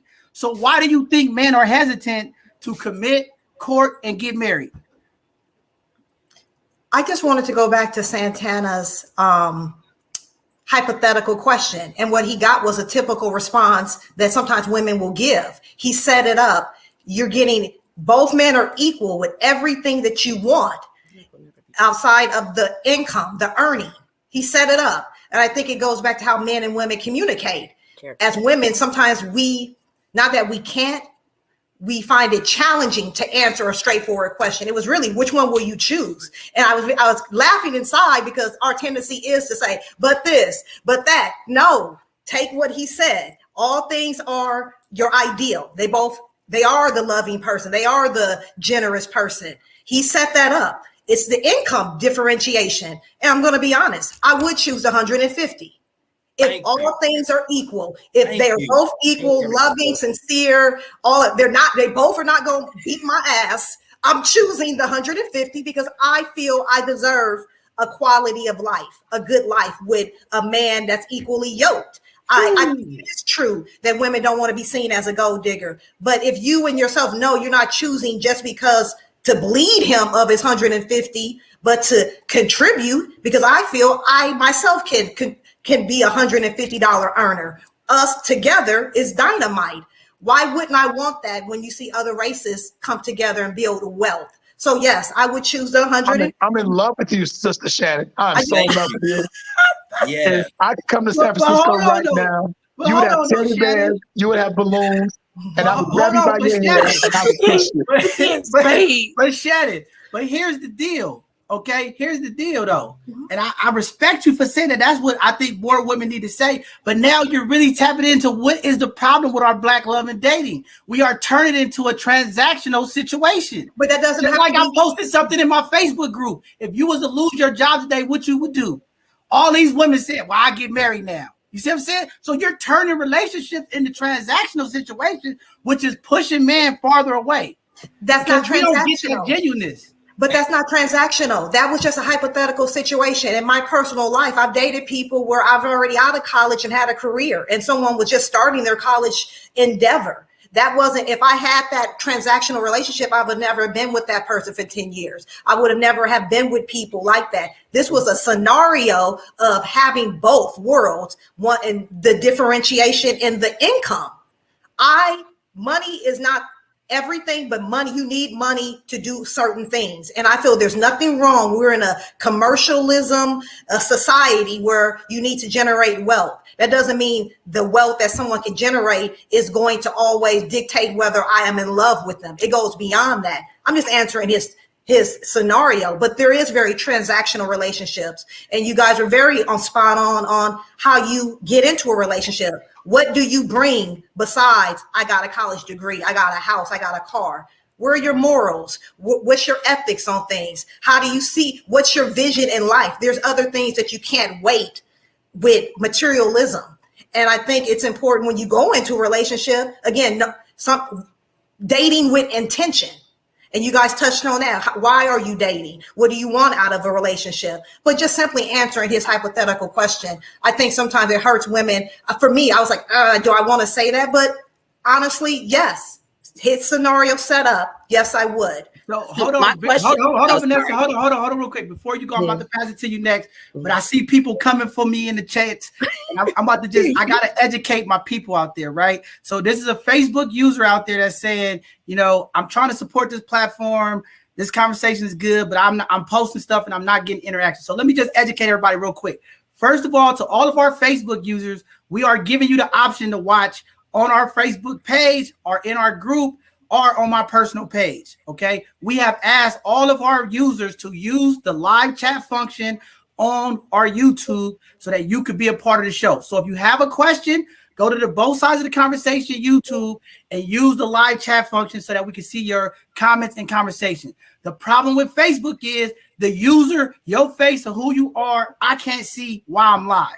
Right. So on this show, we gonna keep it real. If you're gonna shoot your shot and you want to interact and you want to throw your 2 cents in, we need to know who you is. We're not just gonna let people keyboard throw shots. It's not saying that you're trying to throw shots. Later on, I can see who those people are that was making those comments, but I'm live right now. So if you want your comments, sometimes we will put comments up there if they're good ones or whatever. But our priority too is our YouTube. So we need you to like, subscribe, go to our YouTube and use the live chat function. Now, if you got a comment or you want to interact with the panelists and say something there, go to our YouTube so I can see who it is and we'll get that up there. All right. All respect. We love you. This is a community platform. We do want interaction from our community. But as the conversation get hot and spicy, as you all see, we turning that corner. It's getting hot. Go to our YouTube, use the live chat, and we'll get your questions and comments up there. Thank you very much. We love you. It's all respect, both sides of the conversation, but we got to keep it real, keep it pushing. But again, Shannon, I'm going to let Vanessa go, but I want to say this because I'm tired of hearing this. I hear it all the time. People talking about dating for purpose. And I'm going to let Vanessa go, but we got to touch on this. And then the other thing is these single women talking about I'm God-fearing women when they try to meet men. Let me tell you, for men, that don't mean nothing. We don't want to hear about that. We don't care about all that God-fearing women stuff and all these women on dating sites and everything. Everybody talking about they God-fearing women. I'm just going to keep it real with you. As men, we don't care about that. That's just being real. So I got to put that out there because I see the comments coming in and I just got to put that out there. We don't care about that God-fearing women stuff, right? And it's dating for purpose. We're going to touch on that a little bit later. But go ahead, Vanessa, jump in there.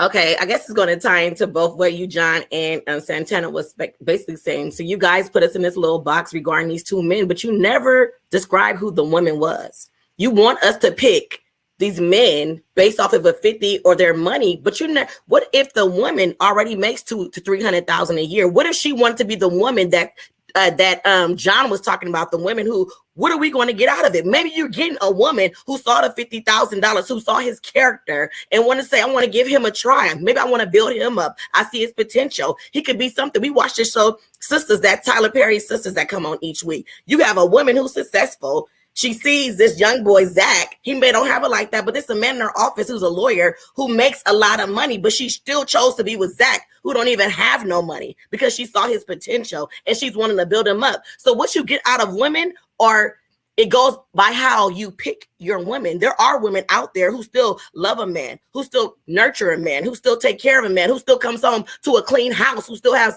dinner on the table every single night, who takes care of their children, who makes sure their children are clean. Like all the things that they saw nurturing or as they saw a vision of their wife being, there are women still out there who still willing to choose that $50,000 man to still make him feel like that $800,000 a year man. So again, you wanted us to choose for the two men, but you didn't tell us who the women were.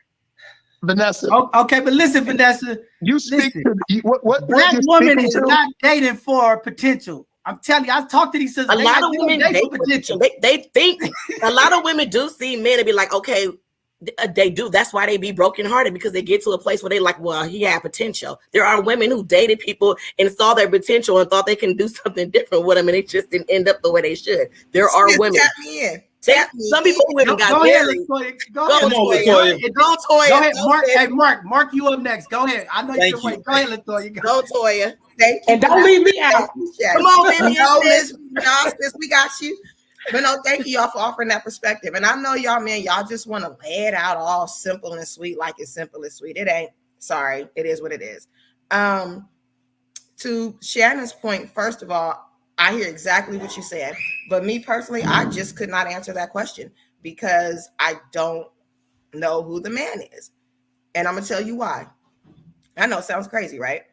So I'm a single woman, single mother of 3 children.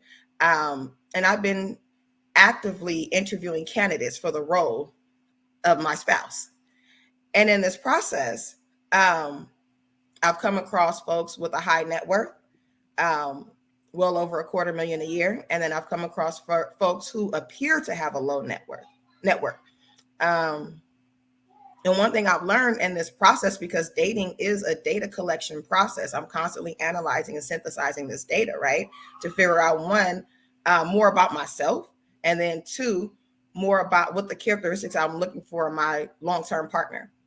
So when I'm seeing in a high net worth person, that's what I've seen before, because not all of them are like this, but they've plateaued and they can only see what they can see. And as a growing entrepreneur, I won't say young, but as a growing entrepreneur and a visionary, I need someone who can compliment me and understand that what I'm seeing may not even exist today, but to say, you know what, I support you regardless. I don't care how much you make. If you can't understand me and what I do, it's no never mind to me. So I get it. But in the past, I will say I was the person who usually would go for the $50,000 person because I want to be the most to make. I want to make the most in a relationship so that you can't control me. But that was immature Latoya. That was insecure Latoya. Now that Latoya is secure, money's off the table. Mm-hmm. Number one. Number two, I also have people I know who money wouldn't matter to them because they want to be the most attractive person in the relationship. That's it. So I hear what you guys are saying because you're coming from a male perspective. Money, protection, providing. But from a woman perspective, if you really want to hear it, it'd be the last thing you think about that we care about the most. Not saying those two situations as every woman. I'm just saying one is me and one is somebody who's very intelligent, but she makes her own money. She's worth well over $1 million, and all she cares about is being the cutest person in a relationship. Now, to tie it in, almost, Mr. Scott, to tie it in terms of the transactional piece of it, John, I would love to say I disagree with you because I don't like agreeing with you, but I'm sorry. I just got to agree with him, y'all, because it's true. And talking to this younger generation, my younger cousins that are in their 20s and late teens, they are emotionally and spiritually bankrupt. My younger cousin, she's 27, and we were listening to a song, that song Bad, I forgot who sings it. And she said, yeah, I've never made love before. You can count, you got over 10 partners over the course of your lifetime. You've never made love before. You call these men your, man, your fiance, your whatever title you gave him. And he did not make love to you, meaning he didn't love you. So you put all this out there, as Miss Vanessa was saying, the potential of the dream, the illusion you made up of him, because he didn't even sell you. Most likely he didn't sell you this. You sold it to yourself. But this illusion that you bought into, yes, when he doesn't live up to it, you're disappointed. Mm-hmm. But even more so, you resent him for it. And that's when that, oh, he ain't spit comes in. I don't need you comes in. So there has been some transactional relationships or transactional aspects of relationships. I'll say that, but I do not believe that that is a generalization I will make across the board. I believe that our generation, I think, are we millennials? I don't know, but I think we're supposed like Y, Z, whatever it is, our generation, the one right after us, I think we have a different look on a perspective on relationships in terms of what it's meant to do for us. So I agree with courtship. Thank you, Tara Montgomery in the comments earlier. It has to be a courtship. Steve Harvey talked about in his book, The 90-Day Thing.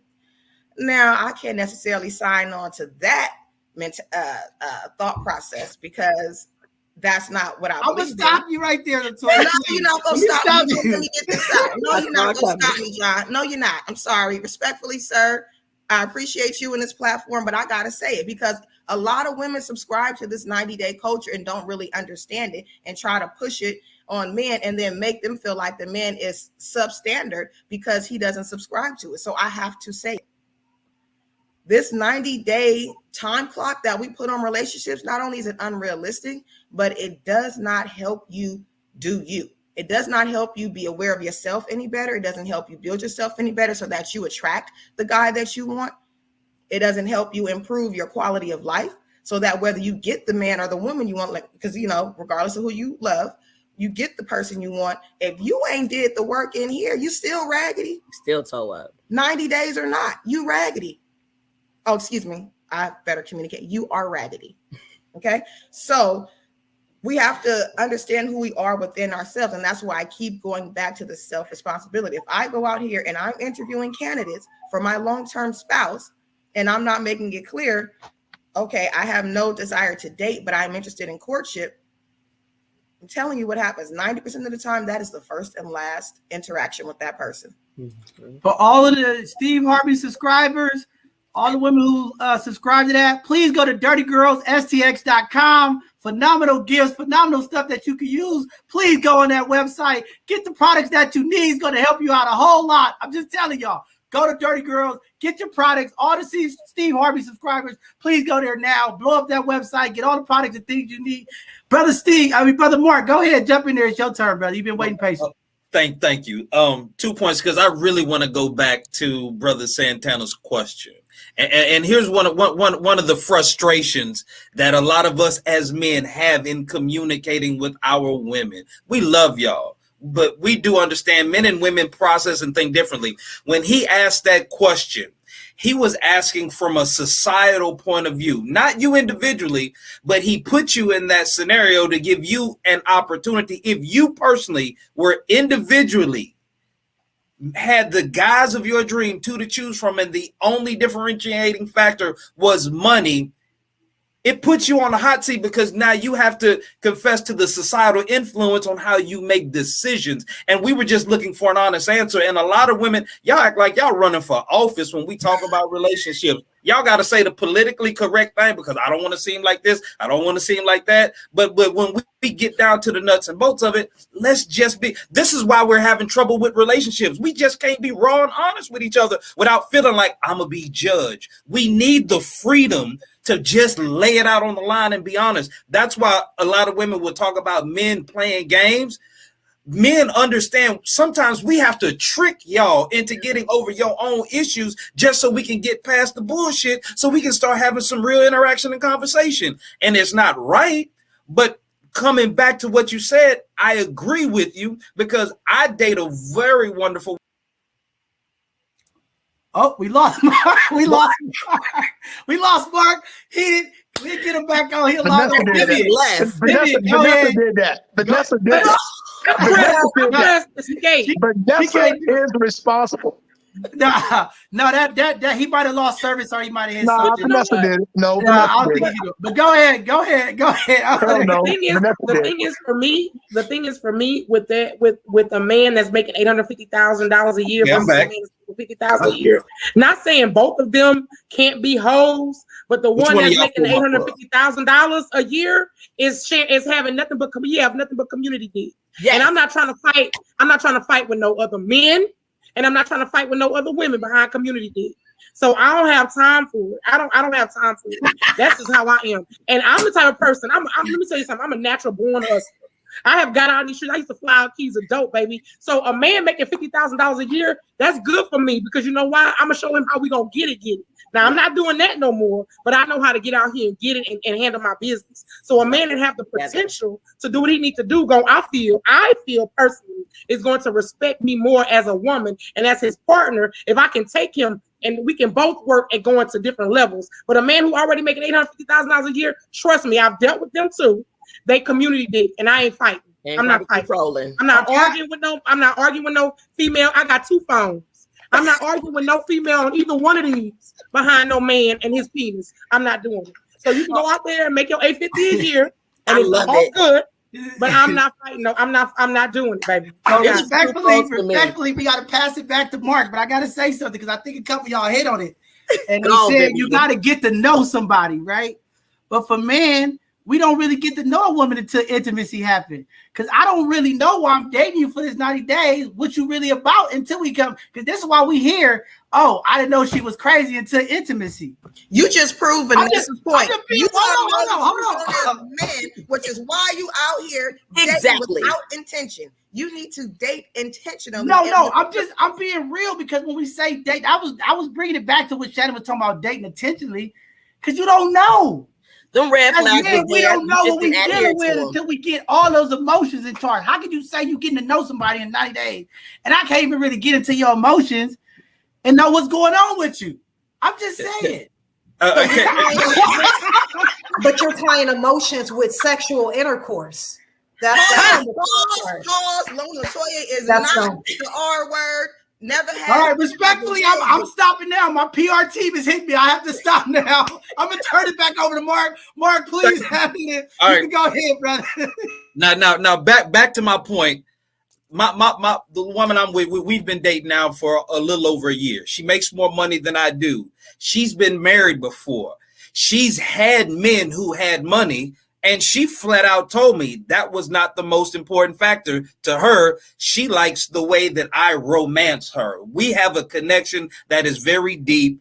Our conversations are deep, but she was very honest. Like, yeah, you want to be able to have a comfortable lifestyle. And a lot of people have this twisted perception in their choosing when they date. They're dating for the lifestyle and not the person that they're actually going to be spending a life with. So that is something that we also have to make the distinction between. Now, going back to what Brother John was just saying, ladies, understand something about men. We want sex. Stop trying to get out here and date and take sex off the table. You will never get a man to fully commit to you or give you real intimacy if y'all are not willing to give him sex. Am I saying sleep with everybody? No, but y'all gonna have to stop dealing with man like sex isn't a mutual exchange. This is how we as men connect with the woman we're with physically. We love to talk, but we don't want to hear about all the stuff you got going on at work with your friends. We're glad you got your business. We're glad you make your money. But at the end of the day, all that aside, I'm a man, you're a woman. We connect and process how we bond differently. And if we're not able to sexually engage with you, we can never fully bond or commit to you. So I just had to throw that out there. And again, I think that's important that you said, and I know the community is going crazy out there. Not saying it's right, but see, when men give it to y'all real, y'all always say y'all want to hear the truth. We give it to you. Men do not date women to get to just know about all their personalities. We date. I want to be in your friend zone, family. Exactly. So go ahead, Brother Santana. Go ahead. I just want to make this phrase. I want to say this. I grew up in a household with 4 sisters. I have 12 aunts and 26 nieces and cousins. Women have dominated my family. So there's not a woman in America I have not ever met outside of my own family. I want to preface with this. Anytime a woman is in a position where she is taking care of a man, or if it is perceived that she is taking care of a man, a woman does not respect him. He's not a man. He becomes her child. And when you become a woman's child, she starts to talk to you like a child. And as a man, you want to beat on your chest and say, I'm a man, you can't talk to me that way. And the first thing she says is, I don't need your little money. So let's be honest. Let's not talk about the exceptions to the rule. Let's talk about the rules, ladies. Let's talk about the rule here. Vanessa, you would be a rare breed, my friend, if you choose to date a man that's only making minimum money, because every woman I know is a natural hypergamist. And men don't care about your money. We don't care about your money. We don't care about your status. We don't care about any of it. We care how you can support us. But now roles have changed where women feel like, no, you come support me. That's why Oprah ain't got no husband. Okay. Yeah. With regards to Mr. Mark's comment earlier about the sex, 2 things. Number one, we have to, unless you honor, now we have to, because this is my prescription, not everyone else's. But if we were to honor sex as a mutual exchange of energy, and we have this whole movement right now, we keep that same energy. I'm protecting my energy. Protect your energy, ladies and gentlemen, regardless of who you choose to love. Number one. But number 2, so in terms of dating, I think celibacy is a good way to start because it allows you to gain strength, power, and influence over yourself. And you also have clarity in making decisions. That's my prescription. Now, when it comes to marriage, sex is a bit different. And as someone who's divorced, my understanding is, or what I prescribe to, put it that way, there's 3 things I'm gonna make sure I handle when it comes to my husband. And this was taught, you could call me a old school person, you could call me that R word that I'm definitely not. Call me what you want to call me, but I learned this from the positive male role models in my life. Dads, uncles, grandfather, etc. But 3 things. Number 1, respect that man. Mm-hmm. And to respect him, you have to respect yourself. Amen. If you don't respect yourself, it's going to show up when you deal with him as disrespect to him over and over. Now, ladies, if you are men, I respect who you love. But if you respect your man, your husband, let me be clear, not your boyfriend, not your baby daddy, not boo thing, honey bunch of love muffin, your husband, because y'all like to say that piece of paper don't mean nothing. Okay, but then you go chase dollar bills all the time. So that paper means more than this one. That's another conversation. Respect your husband. Why? Because when you respect him, even when he's not in your presence, he's going to show up in the world with a little more air in his chest. Mm-hmm. Or your wife going to show up in the world with a little more air in her chest. And ain't nobody going to be able to shake or stir him. Give your spouse that. It don't cost you nothing. Number 2, appreciate your spouse. Oh, I tell him thank you all the time. Oh, Oh, really? Do you? Okay. Show him you appreciate him without saying thank you. Watch how hard it get for you. Yeah, show it to him. That's right. Show it to him. Now, physically, like Invo, give him something he can feel. That part. Hold on. Let me get to the 3rd one because I think y'all. I know some of y'all gonna. Come on, land your plane. Land your plane. I don't want to. I want you to land your plane. So give him. Excuse me. Show him appreciation. Show her appreciation. Appreciate that person. And the 3rd one, my uncle gave me this one. It's called the gas station. Service at the gas station. Now, and folks who've been married know what I'm talking about. Now, you and your spouse are funking right now for whatever reason. And you decide that you're not going to service him when he pulls up to the gas station. And that's fine. You can put the close sign out all you want to. I'm asking somebody else to pump the gas. Pause. Hello, somebody. Let me finish. Now, see, he done pulled up to the first gas station, right? Imagine you driving on the road at night, it's dark and whatever. Pulled up to the first gas station, closed. So what you gonna do next? You gonna go to the next gas station, right? And now you pull up, he pulls up to this gas station, lights is lit up, got snacks and drinks and beverages. As a matter of fact, they pump your gas for you. Stay seated, sir. Please don't get up. Stay seated, ma'am. Please let me handle this for you.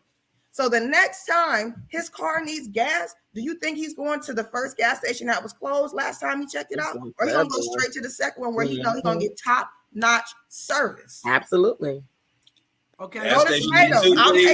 You getting me in trouble, Latoya. The PRT is getting on me right now. You're getting me in trouble. But listen, so the community is asking that we go a little over because there's some people that want to say something, right?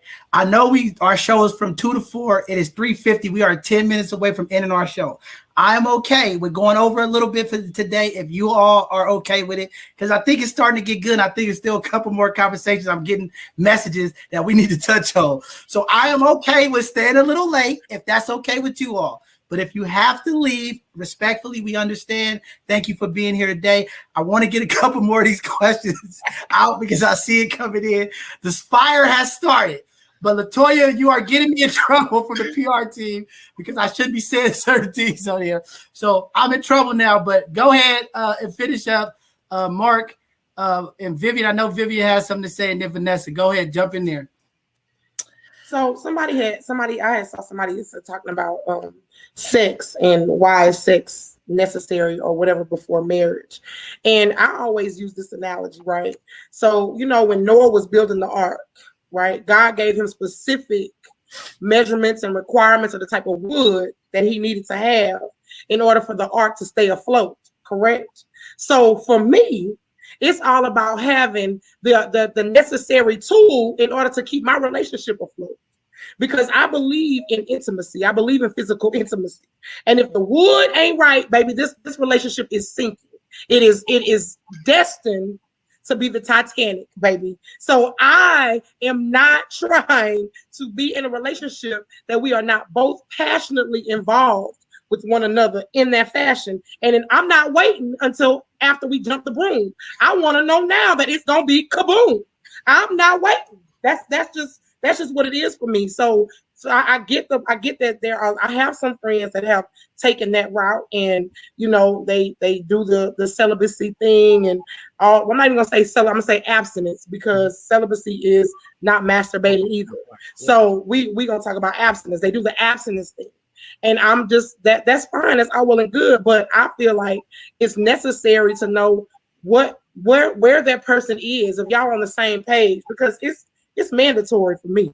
I cannot not go without sex. This is not gonna happen. I mean, so everybody subscribing to abstinence or any kind of celibacy, please go to dirtygirlsstx.com. See, that's why you in trouble with your PR team. It is the not problem here. Are giving me in trouble. I don't want to be off the air, but I just have to say. And lessons of free fashion. I give lessons too. I teach. It's for a small fee. So if you need lessons in anything, I got that too. I can help. I think we might need those services in our community, because there's so much infidelity in our community.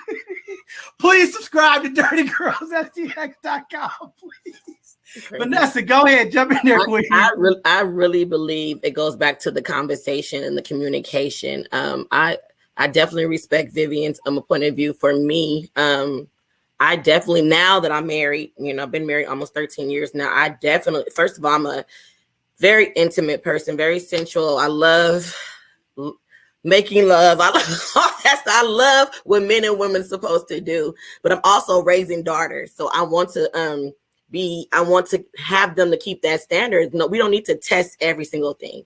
You don't need to necessarily have sex with every single man that you want to be boyfriend and girlfriend, you want to be having a relationship with, because in the end, you sometimes don't end up with none of those people, and that in the end, you're left with all these pieces of yourself, left with all these different pieces. That's not the type of person I was raised to be. That's not who I am. No, I didn't save myself to when I got married. I actually had my daughter when I was 18 years old, with her dad, who passed away. But now I am married. And so what I'm teaching them is, I understand how the world is, and I understand that we make mistakes. I understand sometimes you got to do what you got to do, but be safe in it. But also, you don't need to test every single man that come into your life. You need to have that communication in the beginning, though. Don't have no man staying there and he's waiting on that. Be honest and say, this is not what I want to do. I don't want to get there. I don't want to have sex. So if he decides to leave, let him leave, because the one that's for you will stay. So, but I also wanted to say that, Vanessa, you've been giving analogies all day long. So you don't believe in the car dealership approach? You go test drive it before you drive it? No, a car is fine. I do that. But what I'm saying is, okay, we can do the analogies all day, but when it comes to having sex, it comes different than what a car is. This is me. This is my temple. This is what God gave me. It's my treasure. So that treasure don't belong to everybody. You got to earn that, right?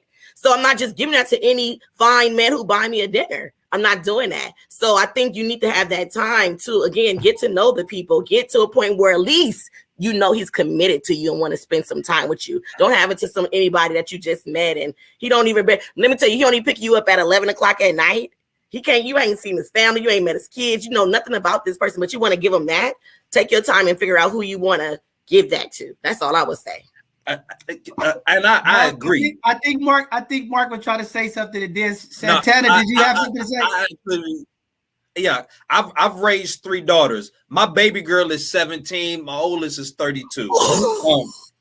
So I agree. Don't give it to just anybody. But here's the thing: as a protocol, as a rule, do not date or go out on dates with somebody that you are not prepared to be sexually active with, because a lot of women will talk to guys, have guys in the quote unquote, they're just friends, and guys are hovering around women because they want access to them sexually. We'll play the friend for a while, but we'll wait for you to have one of them moments where you need that itch scratch, and we hoping we the one that get elected.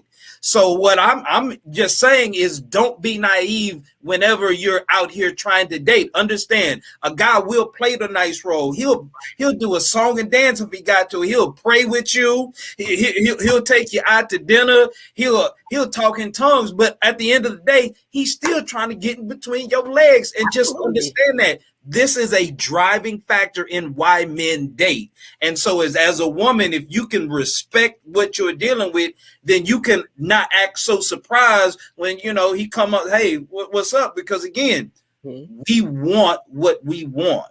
Right. Just don't ignore it. Don't act like it don't exist. Right. That's all I was saying. I agree. And I just want everybody to know it's all love and it's all respect up here. I know people are laughing what Santana's putting up. He's just giving Vanessa some crap. It's all love up here. But again, there are those Derek Jacksons out there. We call them beta simps, right? If you a simp, she's your pimp. But I mean, I'm just saying, so these betas will play on your emotions and do all of this stuff.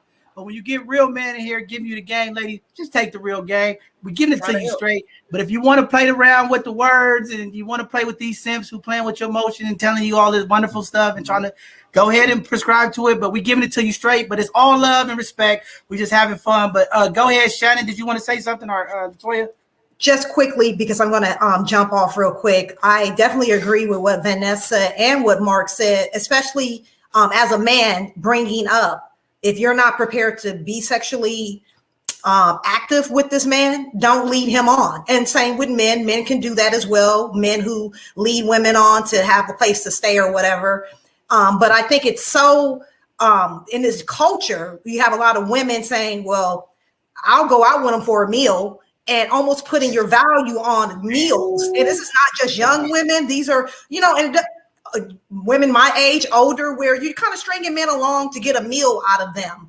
And that leaves it hard for women who just want to go out with a man to get to know them, to court them, because you have to court a man as well. This is not just a man courting you, but it gets so muddy where a man is like, I'm not taking her out because she expect me to take her out.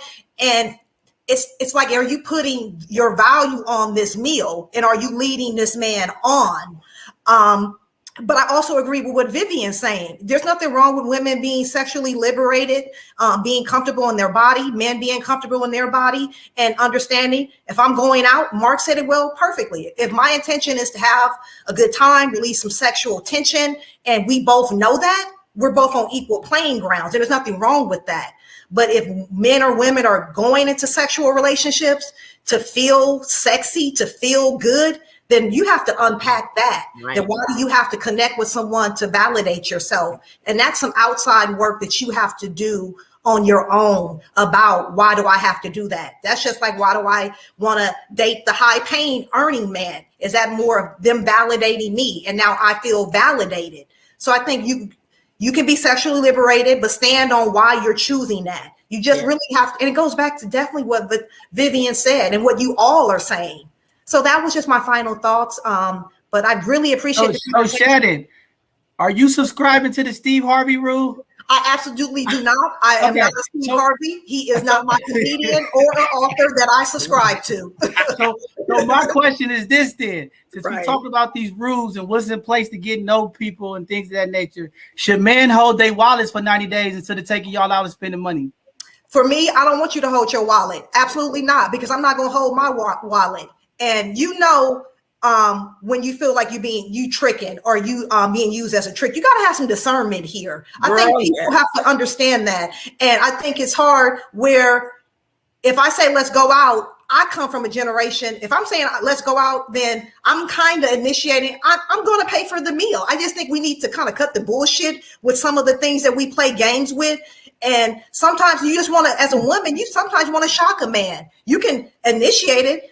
Okay, you're gonna pay the bill. I'm gonna get the tip, or we're gonna do something after. This is reciprocity, and it goes back to African cultures about reciprocity, about exchanging equal energy, goods, all of that.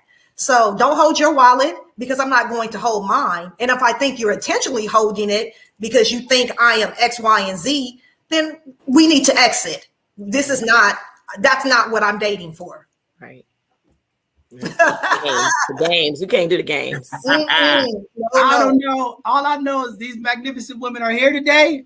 Fellas, in the chats, let me know, is this reality? Is this happening in the community or not? I need to know. But anybody else, go ahead and jump in. Mark, you want to say something? Well, first of all, I want to thank Shannon. Like I say, Shannon about to catch a man up there. I see brother saying Shannon shoot a shot. But go on, shoot a shot, bro. Hey, again, when we can just be honest about the dialogue. Look, men and women fundamentally, we're different. And part of this women's empowerment, equality push has come at the detriment of respecting the difference between masculine and feminine nature and energies. We're supposed to complement each other, not compete with each other. And when it comes to something as fundamentally human and basic as sex has been weaponized in our modern society, where there are women, like say, you look at OnlyFans, Pornhub, all these places where sex is commoditized. And if you want access just to see it, you got to pay. Because when I got out here and started dating, like I met the girlfriend I have now, we met on a dating app site. I was not used to that. I'm from the old school. You know, I'm used to meeting somebody where you work at, where you go to church. But when I got out of my 15-year marriage and I saw what dating looked like, I got on a couple of dating sites and you have women literally messaging you, hey, I'll go out on a date with you, but hey, it's going to cost you $75 up front. Like prostitution is at an all-time high. It's out in the open now. So when you're trying to sift and sort through all of this, it's like, well, wait a minute. If I just want to have a healthy relationship with somebody where, yes, we're engaging sexually, is there a price tag on that now? And this is some of the issues that we as men have to process through. So when we finally find someone, a woman that we want to deal with, then we have to start unpacking her personal issues. What's your history? What have you been through? Have you been raped? Have you been through, traumatic sexual experiences? Because I'm going to want to have access to you. And also now I have to understand your psychology, because again, you are making yourself as vulnerable as you possibly can physically when you enter into a sexual relationship. So we have to respect it, but don't use it as a tool to leverage and try and get what you want out of somebody or out of a relationship. Well, y'all know both sides of the conversation. We are about a lot of things here. I guess we now in the love, relationship, connection business. I seen Shannon shoot her shot. Brother Santana, we're going to make that connection for y'all. You know what I'm saying? We're doing all kinds of stuff. I don't know. It's just both sides of the conversation. You never know. We're a little wild. We're a little colorful. A lot of things happen on this show. So I guess we're going to connect Shannon up with Santana. Please, y'all, let us know what happened. We'll start our own dating services here at both sides of the conversation. But I think this was a very, very important conversation. I think I got a lot out of it. I think there's still a lot of perspectives that people have. But I think when we on this venture of fixing it, it's a little give and take from our males and females, and it's not war, right? It's just a little bit about understanding and communication and trying to put it all together. It does exist. I think the teamwork, dream work model is very important. I think it's patience and communication, and it's definitely a difference in understanding from a male's perspective and a female perspective. There's a lot of work, and there's a lot of hurt in our community, and I just think this was phenomenal. But I'm gonna pass around for a couple more minutes before we end, and then I'm gonna give everybody an opportunity to give their closing words. But I think this was powerful. I think it gave us a full spectrum, of tension, passion, love, happiness, because I think this is where we need to be at in our community, especially in the Black community, as we try to figure out some of these issues. And I hope some of the women that are watching, I know both sides of the conversation, we are about 70% women in our group, and we got about a 30% following of men. So there's a lot of women who want this conversation, want to find out what men are thinking. And I think just open it up. Our belief here is the healing process to anything is through communication. And I believe this is working because I see the comments, I see the feeds. But I think it's time that we all reflect in our relationships. And I think LaToya hit it most to stop some of the infidelity, to stop some of the things that's happening in our community. It's about uplifting and respecting the person you with, whether you're married, single, dating. I think that respect factor should go at all times. I think for our women, and this is me personally, even in the dating phase, before the court, before the marriage, there's a level of boundaries that I think we all need to have in discernment. But I think respect needs to be there no matter what part of it you ask, and try to be intentional and transparent with your communication. And we know men communicate different than women. But I think that respect level is there because as men, we are ego driven. So ladies, stroke your ego. Appreciate him. And fellas, appreciate the queens. But with that being said, I'm going to pass it around, and then we're going to end up give some closing words. If anybody want to jump in there. Santana, if you want to say anything, go ahead and jump in there, brother. You the hot topic tonight. Everybody going for Santana now. He done took over both sides of the conversation. Go ahead. 6'6". You're making all this 5'10" people feel small today, brother. Listen, hey, once again, thanks for having me on. And also to Renata and to Vivian. I just want to say that they have been very instrumental in my relocating to Houston here. They have opened me with welcome arms, and I just want to say I love Renata and I love Vivian. Love you both for that. Y'all are my sisters for life. What I want to say, just in all seriousness, I think the ultimate idea and the ultimate understanding of a relationship is between those two people. I think the bottom line is we as Black people, with all the stigmatisms on our relationships and the therapy that is needed, and I myself go to therapy once a week. We need therapy in our community, and we need therapy to help us understand ourselves. So what ends up happening is this: we move around different people in different relationships, and we leave pieces of ourselves with too many people. And as a result, when you leave yourself, you lose yourself, because pieces of yourself, you fall apart because you left so many pieces with yourself with so many people, you fall apart, right? And some beautiful, lucky man or woman has to put us back together. It's no different for men or women, okay? But I will say that, Latoya, I do agree with you on the traditional aspect. I do believe that men should be leaders in our households. I do believe that men should definitely pick up the torch and take that responsibility, because I believe as a man, you're responsible for the joy that comes into your home. I believe that wholeheartedly. So, Toya, thank you for that perspective. Vivian, thank you for your perspective, because the truth of the matter is, I've seen people walk away from relationships because of sex. Okay, let's just be honest here. Whether it was the lack thereof or whether it was just bad, you know. I don't agree with Latoya with this whole celibacy thing. You know, I mean, that's trash. You know. And Brother Mark, your insight, my friend, is monumental. I love it. It's monumental, brother. I think that your insight would serve itself in so many different communities, ranging from young boys all the way up to teenage young ladies. I really think you could definitely, man. You got a platform, bro. And hey, man, listen, honored to be on this platform with you. And Vanessa, I love your spirit. I love your fun. I love your laughter. And I just want to tell you how blessed you are, because there are a lot of men who would not marry a woman who already has previously had a child. And so it says a lot about you as a woman, that he saw something in you, that he was willing to take care of a child that wasn't his, because that's a hell of a responsibility. Right. Because I'm gonna be honest with you, he has no legal standing to your 18-year-old that you have. He has no legal rights to that kid. Absolutely. Nothing. And it takes a strong brother to do that. So I just want to tell you, you are blessed to have a strong man in your life. And it shows that you are a strong man as well. I mean, a strong woman as well. And I stand corrected. One man, right? And it's great, man. And John, love your insight, bro. Love your insight, man.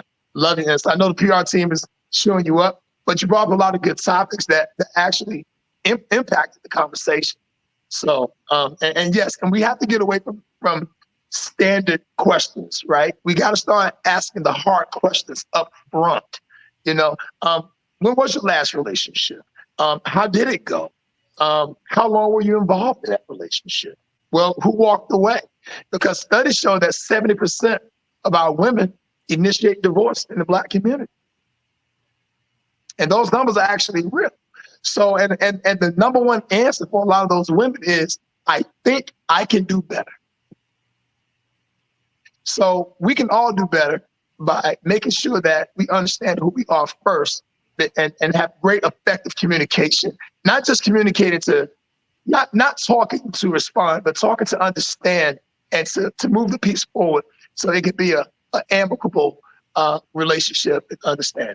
Thank you, guys. Man, powerful stuff, brother.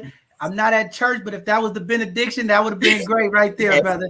Yes. But Ms. Vanessa, you want to go ahead and give some last parting words to community? Hey, community again. Well, thanks for having me. Thank you so much. I enjoy myself. Thanks, Toya. Thanks, girl. And also, all of you guys, it's just been amazing. I've received something from each and every single one of you guys, your perspectives and opinions. I enjoy arguing and debating and even laughing with you guys. I also wanted to say, not only do our pieces left with every single person, but their pieces are left with us as well. So we have to be mindful of the spirits that we keep, because I remember John saying they're crazy. Yeah, they're crazy because they got a spirit of 10 men that they done dealt with, you know? And so just being able to protect ourselves, but also heal each other. Let's heal together. And I believe that our Black men need to know that we love you guys. Like, we love Black men. I got a Black son, a Black husband, Black brothers, Black cousins and friends. So we love you guys. We're, as Mark said, we're not enemies. We are a team, and we should learn how to serve each other better, and have those tough conversations so we can just be a better people, a community, husbands, wives, community, whatever the relationship is. Let's just serve each other better. Let's heal together so we can do better. Wow. Thank you. That was very powerful. Thank you for being the change, showing that relationship, being married, because at the end of the day, I think, you know, we are that community that likes to see it, to believe it. And I think this is just being real. And, you know, these conversations are very powerful. And I'm just glad it turned out the way it did, because at the end of the day, you know, we don't want to have trauma bonding in our community. We don't want to continue to pass the next generation of young people with this bad information, bad news. And I think these conversations are already, you know, they do get tense and they do trigger. But I also think we get something out of it, because too many times in our Black community, we don't talk about this stuff. It's taboo. You know what I mean? And we got to start talking about, especially to our young women, man, what does this sex looks like? What does dating looks like? Because at the end of the day, when we talk to these people, and I do mentoring, nobody's really taught these young men how to date, how to court. So I think a lot of times some of the elders and some of the seniors and some of our elders of the community, they always want to talk about these different terms and technology, but we're not teaching it in our community. We have to teach our young ladies what that courtship looks like. We need to teach our young men, what does that look like? And I think Latoya brought that in. It's that surface foundation stuff. I keep stressing it on this platform. In our community, we are too far at Z. We need to reset.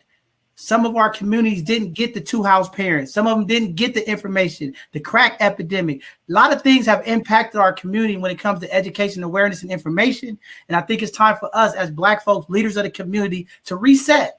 Let's start back at A, and let's teach our young men step A, B, C, D, right? When you see a pregnant woman on the bus, remove the seat, hold the door open for a woman. Like, we got to go back and teach that. So, you know, that's where I'm at with it. I think that's very powerful what you said. Keep doing your thing. And I also want to invite you back to our Hidden Gem segment so that you can promote your business. We let you promote it here, but our Tuesday show is the show that we highlight and promote our Black and brown businesses.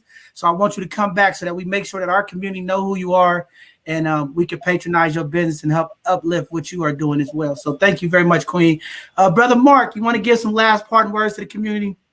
Absolutely. But before I speak to the community, I just want to say thank you to all of the panelists. Much respect to each and every one of you. Again, hopefully we can have an opportunity to come together and move this conversation further even more. Like I say, Brother Shabazz, yeah, bro, a lot of respect for your input. And again, welcome to the city. Sister Renata has my information. Again, if we can ever connect, I can help out in any way, let me know, man. Welcome to the city. Ladies, y'all have been amazing. Vivian, I've heard so much about you. Yeah. Your sister be talking about you a lot. but y'all are amazing. Keep up what you're doing. Sister Vanessa, do me a favor. Make sure you bless your husband real good this evening. Bless him well. Okay. Bless him well. And that man deserves his crown. Sister Latoya, don't worry. continue to stand on your convictions. Again, we have a societal truth and we have individual truths that we need to hold ourselves accountable to. My prayer is that we can align our individual truths to match our community truths, so we can continue to build not just individually, but as a community. To everybody out there, I just leave some simple relationship advice, because the whole premises was, how do we repair broken relationships? Simple. Start off by being honest. We just have to tell the truth about our experience, what we've been through, and what we see. And we have to have an understanding about what got us here. There's a book, Post-Traumatic Slave Syndrome by Dr. Joy DeGruy, that talks about the last 450 to 500 years, which have shaped our community as a culture here in North America. There's a reason that was very intentional on why it's so hard for Black men and women to come together harmoniously. That was systematic and structurally implemented to keep us divided. It affects us not only spiritually, personally, but financially, and as a community. We need to understand how we got here. And we got to take accountability for our part. Yeah, there's people who's done things to us, but at the end of the day, the buck stops with us. If it's going to get better, we have to be the ones that change it. Know who you are as an individual. Know what you want, what your expectations are. Communicate those honestly, and then know what you have to offer, what you bring to the table. If you want to repair a broken relationship, you're going to have to be understanding, honest, take accountability, and know the difference between what's outside that's impacted and what you can control as an individual to impact it, and just work from there. So I just want to say thank you again, Brother John. You did a fantastic job keeping everybody in line. As a facilitator, man, you did a wonderful job. Hope I get another opportunity to come back to the platform.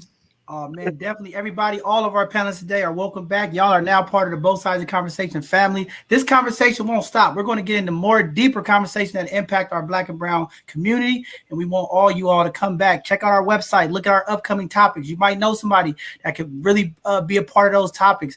But we're going to continue to talk about relationships and building this love in our community, because I think the real success of our community is bringing our homes back together, letting our young people see a mom and a dad or whatever it is, bringing them together and understanding what love is really about. So these conversations are very powerful, and we're going to keep doing it as we continue to educate our community, and we have these conversations to bring our community together. But you left one thing out, Brother Mark, and I want to say this to the ladies out there, okay? It's very important that our women get this in the community, because too many times the women of our community are complaining about men opening up, and that's why I really honor and respect both you and Shabazz coming on today. We need Black men in our community to be vulnerable, to come out and speak their truth. So sisters, when a brother is speaking his truth and he's being vulnerable and open up to communicate, please don't use that information to weaponize them when y'all going through y'all differences. Because as soon as you do those type of things, it just shut men down, right? So if y'all want men to come around full circle, open up, have these conversations, let's stop with all of the judgment in this I can't even get the words out of my mouth right now, but putting these titles on men, right? Because sometimes we ask men to speak up and tell the truth, and when we speak our truth, then we have to be labeled. Sometimes we get labeled as sexist and feminine, all of these things, right? Misogynist and chauvinist. Like, let us speak our truth. We don't have to agree, but let us speak our truth. And I think we'll get to a faster point of healing our community. Everybody's not going to agree. Everybody's vision and perspective is different, but as community, women of the community, be open, listen. And like you said earlier, listen to understand, not just listening to respond. I think we can move our community faster. There's a lot of work. There's years and years of trauma and things that have taken place from our childhood to where we at now. Mental health is real. These relationships are very, very important. And we need to have these relationship coaches and people that can help us, right? Because a lot of it, we try to do it on our own. We're so prideful in the Black community. We have to be open. But again, we got to get our life coaches. We got to get our relationship coaches, our clinicians that look like us, who can understand, getting those culturally appropriate people to have these conversations and work with our community so that we really can empower our community. I think we're going to be there. We got some conversations with some powerful wellness and mental health therapists that's going to be coming on this platform to have those type of conversations and help give our community the tools that's needed to enrich our love, our mental health, and things of that nature. Because our community is going through a lot, women and men, just to spread this Delta variant, these hurricanes, what's going on in our country, the violence in our community. it's a lot, right? And we have to be able to unpack that with somebody than ourselves so we can have a good way. So thank y'all again. Miss Vivian, you want to step in? We already know what you're talking about. Dirty girl, dirty girl, dirty girl. You know, I am a fun girl, but but the core of it all for me is self-love, period. Like piggybacking back onto what Santana has said earlier about each individual relationship is uniquely yours. But the most important relationship is the relationship that you have with your creator and the relationship you have within yourself. If you don't have those relationships aligned accordingly, you can be no good for no one else. You can be no good. So that's where the core of being able to establish relationships first is to have those relationships that you have with the creator and within yourself intact. That has to be done first and foremost. So, the sex, and I talk about that a lot or whatever, that is important. It is imperative in relationships and however you choose to do it, because there's no judgment on this side at all, but for me, it is more than the kink of things. It goes much deeper to building that relationship and that bond, but it's always informative and it's fun when I do bring it out to people in the community. But hey, look, listen, hey, the kink side of me, I have had dreams of being a first lady. Let the church say amen. Let the church say amen. For real, Go ahead. It does all boil down to those two most impactful relationships is the relationship with the creator and the relationship with yourself. In order to have relationships with others and it be healthy relationships and what those relationships will look like. So, but I do want to say that I enjoyed each one of your perspectives, Vanessa, Latoya, Mark, Santana, John, thank you for having me on here. Each one of your perspectives is different, and I respect each one of them, because it opens my mind to look at things in a different perspective, in a different light. So I love growing, and I love being able to learn from other people. So I just want to say thank you to you kings and you queens on this platform. Thank you for having me. And thank you for everybody out there that's listening and watching and paying attention. I appreciate that to be able to share with everyone. So thank you. For all of our independent women out there who don't want to be submissive, please go to Dirty Girls. I knew that plug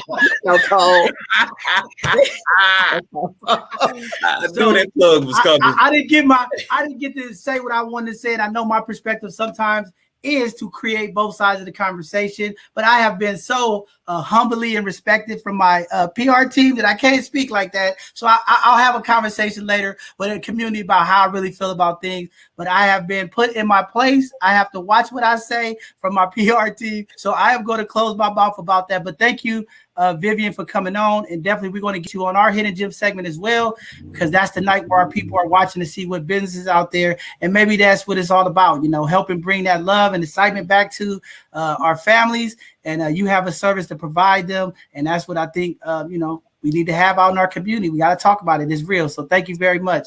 Ms. Latoya, Queen, come on, get the community some last words, sister. Thank you. So first and foremost, to the both sides of the conversation family, thank you for having and hosting this space consistently. Because we know in the Black community, when things are consistent, it reflects, we know how it shows up, right? So thank you guys for being here, having this platform and being consistent and inviting us to come on here. John, thank you for constantly stoking and stimulating the conversation. Even we didn't need you to, but thank you. And so Mr. Shabazz, I know you had a lot of jokes tonight. You was on all of us equally. I appreciate you being an equal opportunity hater when it comes to this. To no, and all I respect it. I appreciate it. But I mean, if I'm being real, thank you for keeping us uncomfortable. Because that's what it takes for us to really be able to step out of our comfort zones and speak what we need to speak. King Mark, I also want to thank you for keeping us accountable. Because when we tried to wiggle, swerve, and slide up out of Mr. Shabazz's question, you was like, very gently in a loving way, no, sis, this is what it is. And we have to be that to each other. Black men to black men, black men to black women, and vice versa, and etc. We have to be that brotherhood and sisterhood to each other, hold each other accountable. I'm sure everybody on their job know a black person there, and you'd be like, they don't even. So anyway, thank you for holding us accountable. My pleasure. Vivian, thank you for keeping us honest.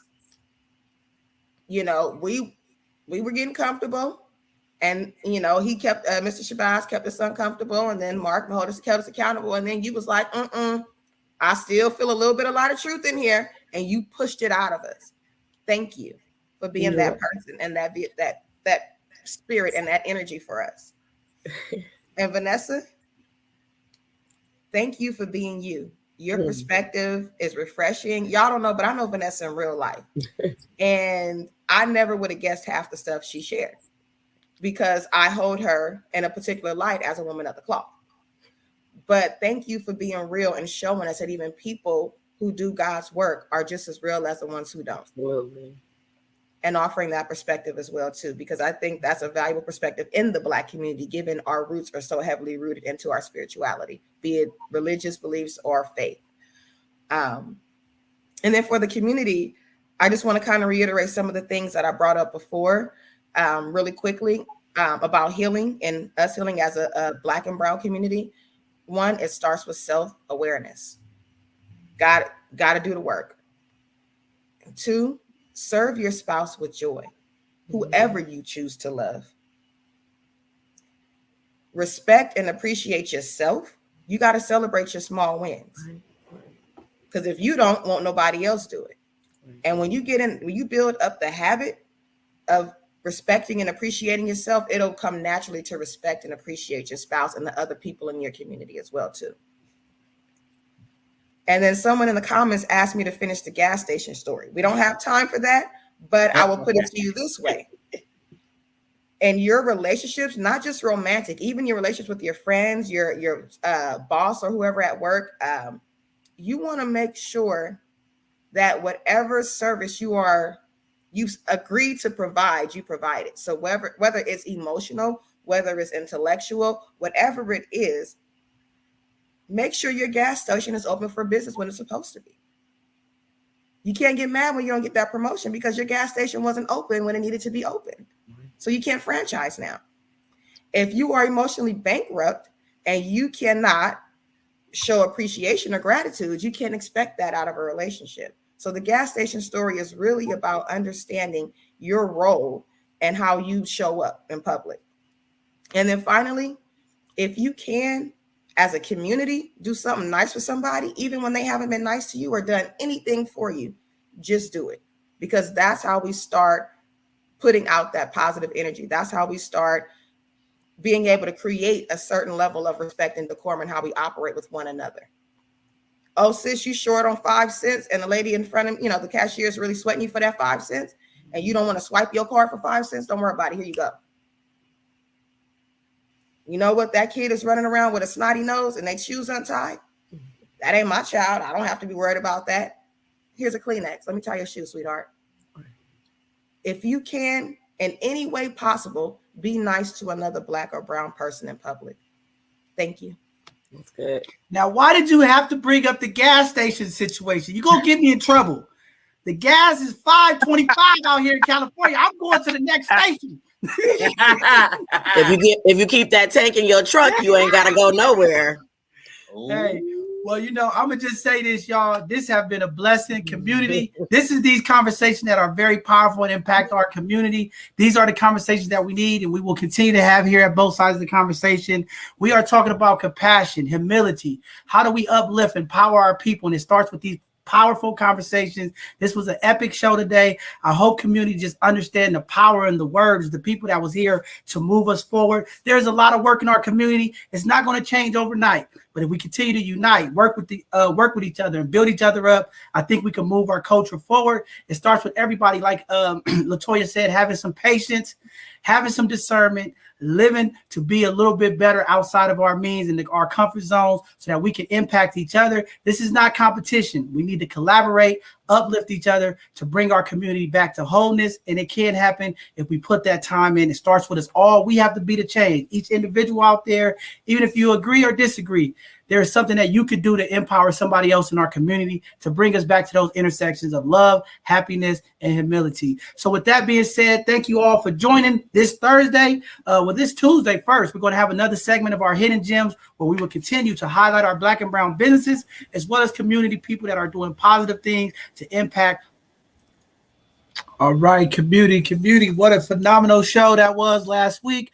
For you all that's joining, we had to do our replay of last week's show. The conversation today was set up for solidarity and language conversation due to the holiday weekend and the guests booked, and they didn't really understand that it was a holiday weekend. We're going to reconvene and have that conversation on a later date. We'll get those guests and some time to get some of the other guests to be a part of that show. I hope you all enjoyed the relationship conversation. It was epic. Now you all can see why it's so important and why community are asking for a part 2. And we will be reaching out to those panelists, and we will be having that conversation upcoming soon. We'll keep community informed of what the dates look like. We're going to reach out to those panelists as well, allow some more panelists to come on. There was a number of people who want to be a part of the conversation. I think that's cool because sometimes people are waiting to see how these shows go before they want to participate. But I think that was one of those conversations where it really got community moving. And there was a number of people who said they want to be a part of the conversation.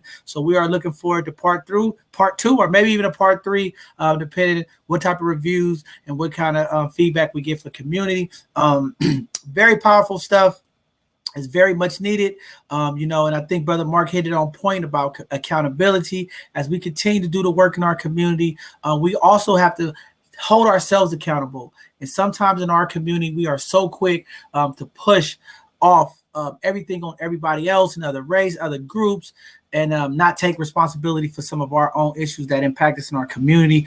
So again, we're going to do our part to hold ourselves accountable as well as the people in our community that we work with. Only way that we could change the narrative, only way we could really change the paradigm and experience that we all deal with every day is we have to be the change and we have to hold each other accountable. So we're going to continue to do that work with accountability. We're going to make sure that the things that we are promising, when we talk about dream keepers and we're talking about some of the things that are coming to the community, we want to make sure that our community are blessed, they get those resources, and we actually uplift our community. So just looking forward for some of the things that's going to be taking place here at both sides of the conversation and some of the things in the community. I've been out, second day out, so I'm just looking forward to getting back with the community, doing the work, and trying to support and advocate for some of these issues. As we know in our community, there are so many issues that we are dealing with, and we all have to be involved to help fix it. And it just starts with being that change and taking that accountability. So thank you all for watching.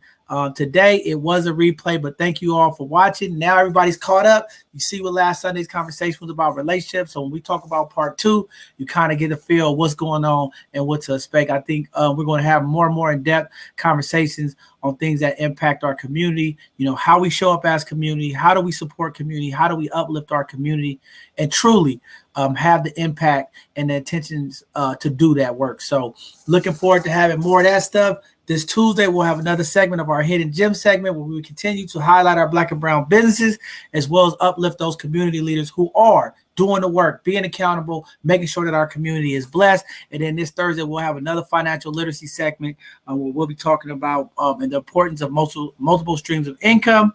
And we're just going to keep rolling that. And like Latoya said, that's our goal here is to be consistent, be here for our people, and make sure that information and resources get out to the community as we will continue to do our part in outreach and making sure that the information that is needed for community gets there. And how do we bring everybody together in one full circle? So I think that's going to be, work and things that we got to do. But thank you all for tuning in today, being patient.